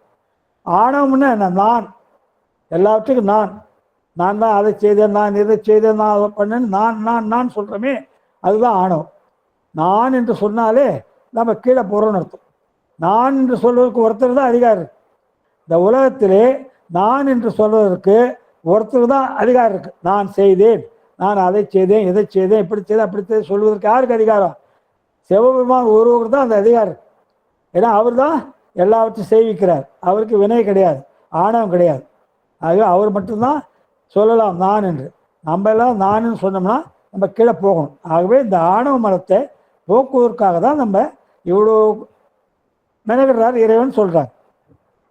எழும் உடல் கரணம் ஆதி இவை மலம் மலத்தால் கழுவுவன் என்று சொன்ன காரணம் என்ன எண்ணில் செழுநவை அறுவை சாணி உவர் செறி வித்து அழுக்கை முழுவதும் கழிப்பன் மாயை கொடு மலம் ஒழிப்பன் முன்னோன். என்ன கேட்குறாங்க? இந்த ஆணவத்தை எப்படிங்க போக்குறாரு பெருமான் அப்படின்னு அதுக்கு உதாரணம் சொல்றார். நமக்கு உடலை கொடுத்துட்றாரு, செயல்பட வைக்கிறாரு, கொஞ்சம் கொஞ்சமாக தேயுது ஆணவம். ஆனால் அந்த ஆணவம் சீக்கிரத்தில் தேயாது. அதுக்கு தான் அந்த ஆணவம் அப்படியே ரொம்ப, எப்படி ஒரு நீங்கள் வீட்டில் ஒரு பஞ்ச பாத்திரம் வச்சுருக்கீங்க, செப்பு பாத்திரம். நாளைக்கு ஒரு வீட்டில் ஏதோ ஒரு விசேஷம் தவசம்னு வச்சிங்களேன். அப்போ நீங்கள் என்ன பண்ணுறீங்க? இன்றைக்கி நல்லா புளி போட்டு துளைக்காத, நாளைக்கு ஐயர்கிட்ட எடுத்து வைக்கிறீங்க. தவசம் முடிஞ்சு போகுது. ஒரு வாரம் கழிச்சு நீங்கள் எடுத்து வச்சுடுறீங்க. அந்த பஞ்ச பாத்திரத்துக்கு வேலை கிடையாது. நீங்கள் தினம் யூஸ் பண்ண போகிறது, தேவசத்துக்கு யூஸ் பண்ணுவீங்க, வேறு ஏதாவது பூஜை வச்சுனா யூஸ் பண்ணுவீங்க. ஒரு வாரம் 10 நாள் நீங்கள் எடுத்து வச்சுட்டிங்கன்னா போய் பார்த்தீங்கன்னா அதில் பச்சை பிடிச்சிடும். நீங்கள் பச்சை இருந்து நல்லா புளி போட்டு தேய்ச்சி விளக்கிட்டீங்க, பச்சையெல்லாம் போய் நல்லா படபடன்னு பவுன் போல மின்னுச்சு விளக்கின அன்னைக்கு. ஆனால் ஒரு வாரம் கழிச்சு நீங்கள் போய் பார்த்தீங்கன்னா அந்த பஞ்ச பாத்திரத்தை அதில் மறுபடியும் பச்சை பிடிச்சிடும். அது மாதிரி இந்த ஆணவ மலம் நம்மக்கிட்ட அனாதே இருக்குது. அதை போக்குறதுக்கு தான் நமக்கு தனு கர்ணங்களை கொடுக்குறார். அதனால தான் மாயா தனு விளக்குனார் மெய்கண்டார். மாயா தனு விளக்குனா மாயை என்ற உடலை கொடுத்து நம்ம அறிவை விளக்குறார். அறிவை வந்தால் நமக்கு ஆணவம் தானாக போயிடும். அதுக்கு என்ன உதாரணம் சொல்கிறாரு? அது கேட்குறாங்க, ஏங்க ஆணவம் என்ற ஒரு மலம் தானே இருக்கு, நீங்கள் மாயை கர்மம் என்ற 2 மலத்தை ஏன் கொடுக்குறீங்கன்ற? நம்மளை பிடிச்சிருந்து ஒரு மலம் ஆணவம், அதை நீக்க வேண்டும் என்று நீங்கள் மாயை கொடுத்தா பரவாயில்ல, அப்போ கண்மன ஒரு மலத்தை வேற கொடுக்குறீங்களே, ஒரு மலத்தை போக்க 2 மலங்கள் ஏன் கொடுக்கணும்னு கேட்குறாங்க. அதுக்கு தான் உதாரணம் என்ன சொல்கிறார்? இப்போ நீங்கள் துணியை வெளுக்க போடுறீங்க, வண்ணார்கிட்ட போடுறீங்க, ரொம்ப அழுக்காக இருக்கும் உங்கள் துணி. அவர் என்ன பண்ணுவார்? வண்ணார் அந்த துணியை நல்லா அழுக்கில் போட்டு பெரட்டுவார். சாணி கீனிலாம் போட்டு பெரட்டி சோப்புக்குலாம் போட்டு அதை தேத்துவார். சோப்பு ஒரு அழுக்கு தான், துணி சோப்புன்னு நினைக்கிற ஒரு அழுக்கு தான். அந்த சாணியில் போட்டு பெரட்டுவார், சோப்புக்குலாம் போட்டு தேய்ச்சி கிச்சு அதை வெள்ளை வைப்பார். உங்கள் உடை முதல்ல அழுக்காக இருந்தது, அது மேலே சாணி ஒவ்வொரு மண் அதெல்லாம் போட்டு பிசைவார், அந்த துணியை அதில் போட்டு பெரட்டுவார். ஆல்ரெடியே உங்கள் ஆடை கண்ணங்கரையில் இருக்கு அழுக்குப்பட்டு. அந்த அழுக்கை போகணும்னா அவர் என்ன பண்ணார்? சாணி சேர்க்குறாரு, ஓர மண்ணை சேர்த்து நினச்சி அதில் போட்டு பெரட்டி கொஞ்சம் ஊற வச்சுட்டு வெள்ளா வைக்கிறார். வெள்ளா வச்சு அது தண்ணி நெருப்பு வைப்பார். அப்போ நெருப்பு வச்சுட்டு அந்த துணியை எடுத்து ஆற்றுல போய் துவைச்சாருன்னா அந்த துணியில் இருந்த முதல்ல இருந்த அழுக்கும் போயிடும். இப்போ சேர்த்தாங்க பாருங்க சாணி ஓரமண், அதுவும் போயிடும். அப்போது ஒரு அழுக்கை போக்க 2 அழுக்கை சேர்க்கிறார். அது மாதிரி நம்மகிட்ட இருக்க ஒரு ஆணவ மலத்தை போக்க பெருமான் நமக்கு மாயை என்ற ஒரு மலத்தையும் கண்மம் என்ற ஒரு மலத்தையும் கொடுக்குறார். இன்னொரு உதாரணம் சொல்கிறாங்க. இப்போது நீங்கள் விறகு வாங்கியாரீங்க, கேஸ் தீர்ந்து போச்சு வச்சிங்களேன், விறகு கடை சவுக்கடைக்கு போய் விறகு வாங்குறீங்க. சைக்கிளில் போகணும்னு சொல்லிட்டு அவங்ககிட்ட கடைக்காரர்கிட்ட சொல்கிறீங்க, நல்லா இறுக்கி கட்டுப்பான்னு சொல்கிறீங்க. நான் சைக்கிளில் எடுத்து போகணும்பா, கட்டை இறுக்கி போடு, 2 குண்டு வாங்குறீங்க, அந்த விறகு நல்லா கட்டி இறுக்கி போடணும். இறுக்கி கட்டிடுறான். வீட்டில் வந்து விறகை வச்சுட்டு நீங்கள் போயிட்டீங்க. வீட்டில் மனைவியால் அந்த விறகு முடிச்சு அவுக்க முடியல, படம் முடிச்சு போட்டான் அந்த கடைக்காரன், விறகு கடைக்காரன். நீங்கள் விறகை வாங்கி வச்சுட்டு மனைவிட்ட வச்சுட்டு கடத்தலுக்கு போயிட்டீங்க. அப்போது விறகு எடுக்கணும் சமையலுக்கு, கட்டை அவுக்க முடியல அவங்களால. அவங்க என்ன பண்ணுறாங்க? பக்கத்து வீட்டில் ஒரு பையன் இருக்கான், அவனை கூப்பிட்றாங்க, கயிறை ஒன்று கொடுக்குறாங்க, அந்த கயிறை கொடுத்து, அப்பா இந்த கட்டு மேல இருந்து ஒன்று இறுக்கி போடு கட்டுன்றார். இந்த விரைய கட்டு மேலே அவன் கொஞ்சம் கட்டு மஸ்தான ஆள், அவன்கிட்ட ஒரு கயிறை கொடுத்து, அப்பா அந்த கட்டு அவுக்க முடியல, என்னால் முடிச்சு படுமுடிச்சா இருக்கு, நீ இந்த கட்டு மேலே இன்னொரு கட்டு இறுக்கி போடுப்பான்றான். அவன் என்ன பண்ணுறான், நல்ல ஒரு கயிறு எடுத்து அந்த முதல்ல கட்டி இருக்க கட்டு மேலே இன்னொரு கட்டு போட்டு இருக்கிறான். இருக்கும்போது பழைய கட்டு கலந்து போகுது. அது மாதிரி ஒரு கட்டை போக்க 2 கட்டு இன்னொரு கட்டு போட்டு இருக்கிறான். அப்போ பழைய கட்டு தளர்ந்து போகுது. ஆகவே இறைவன் ஒரு துணி இழுப்போர் போலவும் ஒரு விறகு இழுப்போர் போலவும் நம்ம கிட்ட இருக்க ஆணவ மலத்தை போக்குறதுக்கு தான் இந்த மாயாமலம் கண்மமலம் என்ற 2 மலத்தை கொடுக்குறாரு. ஆகவே அதுதான் மாயாமலம் என்பது நமக்கு உடம்பு வருது, கருவிகளாக வருது. கண்மம் என்பது உடம்பை பெற்ற பிறகு நம்ம செயல்பட ஆரம்பிக்கிறோம். நமக்கு உடம்பு இல்லாத நிலையில கேவலத்தை இருந்தோம் ஆணவத்தில், அப்போ உடம்பே கிடையாது, நமக்கு உயிர் மட்டும் கேவலத்தை கிடக்குது. அதை பார்த்து பெருமான் இறக்கப்பட்டு கருணையாலே அந்த உயிர்களை வெளியே எடுத்து வினைக்கு ஏற்ப, அதையும் வினைக்கு ஏற்பங்க, எல்லாத்தையும் ஞாபகம் வச்சுக்கணுங்க. எது நடந்தாலும் பெருமான் செய்கிறது நம்ம வினைக்கு ஏற்பத்தான். அவர் இஷ்டமோ அல்ல மற்றவங்க இஷ்டமோ கிடையாது. எதாக இருந்தாலும் நம்ம வினைக்கு ஏற்பதான். அந்த கேவலத்திற்கு உயிருக்கு அது வினைக்கு ஏற்ப ஒரு சூக்கும் உடம்பு கொடுக்குறார். முதல்ல ஒரு சூக்கும் உடம்பு கொடுத்துட்றார். அந்த சூக்கும் உடம்பு பெற்ற உயிர் எண்ணம் சொல் செயல் 3ஆலும் வினை நடக்கும்னு சொல்லியிருக்கோம். எண்ணம் சொல் செயல் 3ஆலும் வினை நடக்கும். அப்போ அந்த சூக்கும் உடம்பு பெற்ற உயிர் தன் எண்ணங்களை வெளிப்படுத்துகிறது. எல்லா உயிரும் ஒரே மாதிரி எண்ணங்களை வெளிப்படுத்தாது. ஏனென்றால் ஒவ்வொரு உயிருக்கும் அறிவிலே நிறை வேறுபாடு உண்டு. அப்போ அந்த எண்ணங்களுக்கு ஏற்ப பெருமான் தூள உடலை கொடுக்கிறார். அந்த தூள உடலை பெற்ற பிறகு அதை கொண்டு உயிர்கள் நல்வினை தீவினையை சொல்லாலும் செயலாலும் செய்கின்றன. இப்படியே செய்து வரும்போது தான் நமக்கு பக்குவம் வருவதற்காக தொடர்ந்து பல பிறவிகளை கொடுத்து கொண்டே வருகிறார். ஏதோ ஒரு பிறவியில் இந்த உயிரானது பக்குவம் அடைஞ்சி நல்ல பாதைக்கு திரும்பும். அப்பொழுது பெருமான் இந்த ஆணவம் வீக்கன் ஆகிடும். ஆணவம் அழியாதுங்க. முக்தியில் கூட ஆணவம் இருக்குது, ஞாபகம் வச்சுங்க. முக்தி அடைஞ்சாலும் ஆணவம் இருக்குது. அது எப்படி இருக்குன்னா பல்லு இல்லாத பாம்பு போல இருக்கும். பல்லு இல்லாத பாம்புக்கு விஷம் இருக்காது. இப்போ பக்த பிரகலாத படம் பார்த்தீங்கன்னா இப்போ வர பாம்பெல்லாம் கிராஃபிக்கில் காமிக்கிறான். இப்போ வர சினிமாவில் பாம்பு காமிச்சா கிராஃபிக், அது செயற்கை. ஆனால் பக்த பிரகலாத படத்தில் உண்மை பாம்பே கழுத்தை போட்டிருப்பான் அந்த பையன் கழுத்தில். அது படம் எடுத்து ஆடும். அந்த பையன் சின்ன பையனை பொண்ணை தெரியலது, அது தைரியமாக நிற்கும். என்ன காரணம்னா பல்ல முதல்ல பிடிங்கிட்டு இருப்பான் பாம்பாட்டி. அது மாதிரி இந்த ஆணவம் நம்ம முக்தி அடையும் போது அது பற்றும் தன்மை குறைஞ்சி விடும், கிழவனா போயிடும். நம்ம எத்தனையோ பிரிவாக நம்ம கூட வருது, எத்தனையோ பிரிவாக நம்ம கூட வந்துகிட்டே இருக்குது. கொஞ்சம் கொஞ்சமாக சடப்பொருள் தேயும். ஆணவம் சடப்பொருள் பயன்பட தேயும். நீங்கள் ஒரு சைக்கிள் வாங்குறீங்க, வீட்டில் ஒரு புது சைக்கிள் வாங்குறீங்க. அந்த சைக்கிளை 1 வருஷத்துக்கு 2 வருஷத்துக்கு நல்லா ஓடும். 3ஆவது வருஷத்துல என்ன ஆகும், செயின் கட்டி விடும். நீங்கள் கடையில் போய் கேட்பீங்க, என்னையா புது வண்டி செயின் கட்டி விடுதுன்னுவீங்க. அவன் செயினை அட்ஜஸ்ட் பண்ணி டைட் நிறையா வச்சுட்டான். செயினை இதுக்கு மேலே டைட் பண்ண முடியாது. அப்போ அவன் என்ன சொல்லுவான், செயின் தேஞ்சு போச்சுக்கானுவான், நீங்கள் செயின் புதுசாக மாற்றணுங்கானுவான். அது மாதிரி சடப்பொருள் பயன்பட தேயும், அறிவு தேயாது. இப்போது நான் வெண்ணாரத்தில் 2019 ஆரம்பித்தேன். அப்போ இருந்தால் என்னுடைய அறிவு நிலைக்கும் இப்போ ஒரு 6ஆவது வருஷம் நடத்தின்றது. இப்போ இருக்க இந்த அறிவு நிலைக்கும் மலைக்கும் மடுவுக்குள்ள மாதிரி. அப்போ கண்ணை கட்டி காட்டில் விட்ட மாதிரி இருந்தது, எதுவுமே புரியல. பேராசிரியர் கொடுத்துட்டாரு, ஐயா கொடுத்துட்டார். ஆனாலும் அந்த பேராசிரியருடைய தகுதியை நான் அப்போ வளர்த்துக்க முடியல, புதுசு. ஆகவே ரொம்ப கஷ்டப்பட்டு தான் நான் இந்த நிலையை அடைஞ்சேன். அப்போது அறிவானது பயன்பட வளரும், சடப்பொருள் பயன்பட தேயும். ஆணவம் சடப்பொருள். ஆகவே தொடர்ந்து அதை பல பிறவிகளால் நம்ம கூட வந்துகிட்டே இருக்கு. ஆகவே அது தேயும், மெலிவடையும், பற்றும் தன்மை குறையும், மடங்கிவிடும், சக்தி மடங்கிவிடும். அழியவே அழியாது, மாயே அழியாது. காரண மாயை அப்படியே இருக்கும், ஆற்றல் ஒடியில் இருக்கும். ஆணவம் அப்படியே இருக்கும், அதுவும் அழியாது. கண்மமும் மூல கண்மம்னு ஒன்று இருக்குது, அன்றைக்கே சொல்லியிருக்கும். எல்லா செயல்களும் நம்ம ஒரு தொழில் முதலில் இருக்குது, அது அப்படியே இருக்கும். ஆகவே இறைவன் இதெல்லாம் செய்கிறதெல்லாம் நம்முடைய ஆணவ மலத்தை போக்கி நம்மை அவருடைய திருவடியை அடைய செய்வதற்கு தான் இப்படிப்பட்ட நமக்கு பல விதமான பிறப்புகளை இறப்புகளை தொடர்ந்து கொடுத்து கொண்டே வருகிறார் என்பதை சொல்லி இந்த 142 போலாங்களா, முடிச்சிடலாமாம்மா? போதுங்கய்யா மணி 11 ஆயிடுச்சு. 142 நான் வச்சுங்க. 142 எழுதிட்டேன். சரி சரி, நல்லா இருந்ததுங்கய்யா. வாழ்த்து பாடல் பாடி முடிச்சிடலாமாங்கய்யா? முடிச்சிருங்க. நீங்களே முடிச்சிருங்க, நான் பண்ணவா? நீங்களே பாடுங்க. சரி.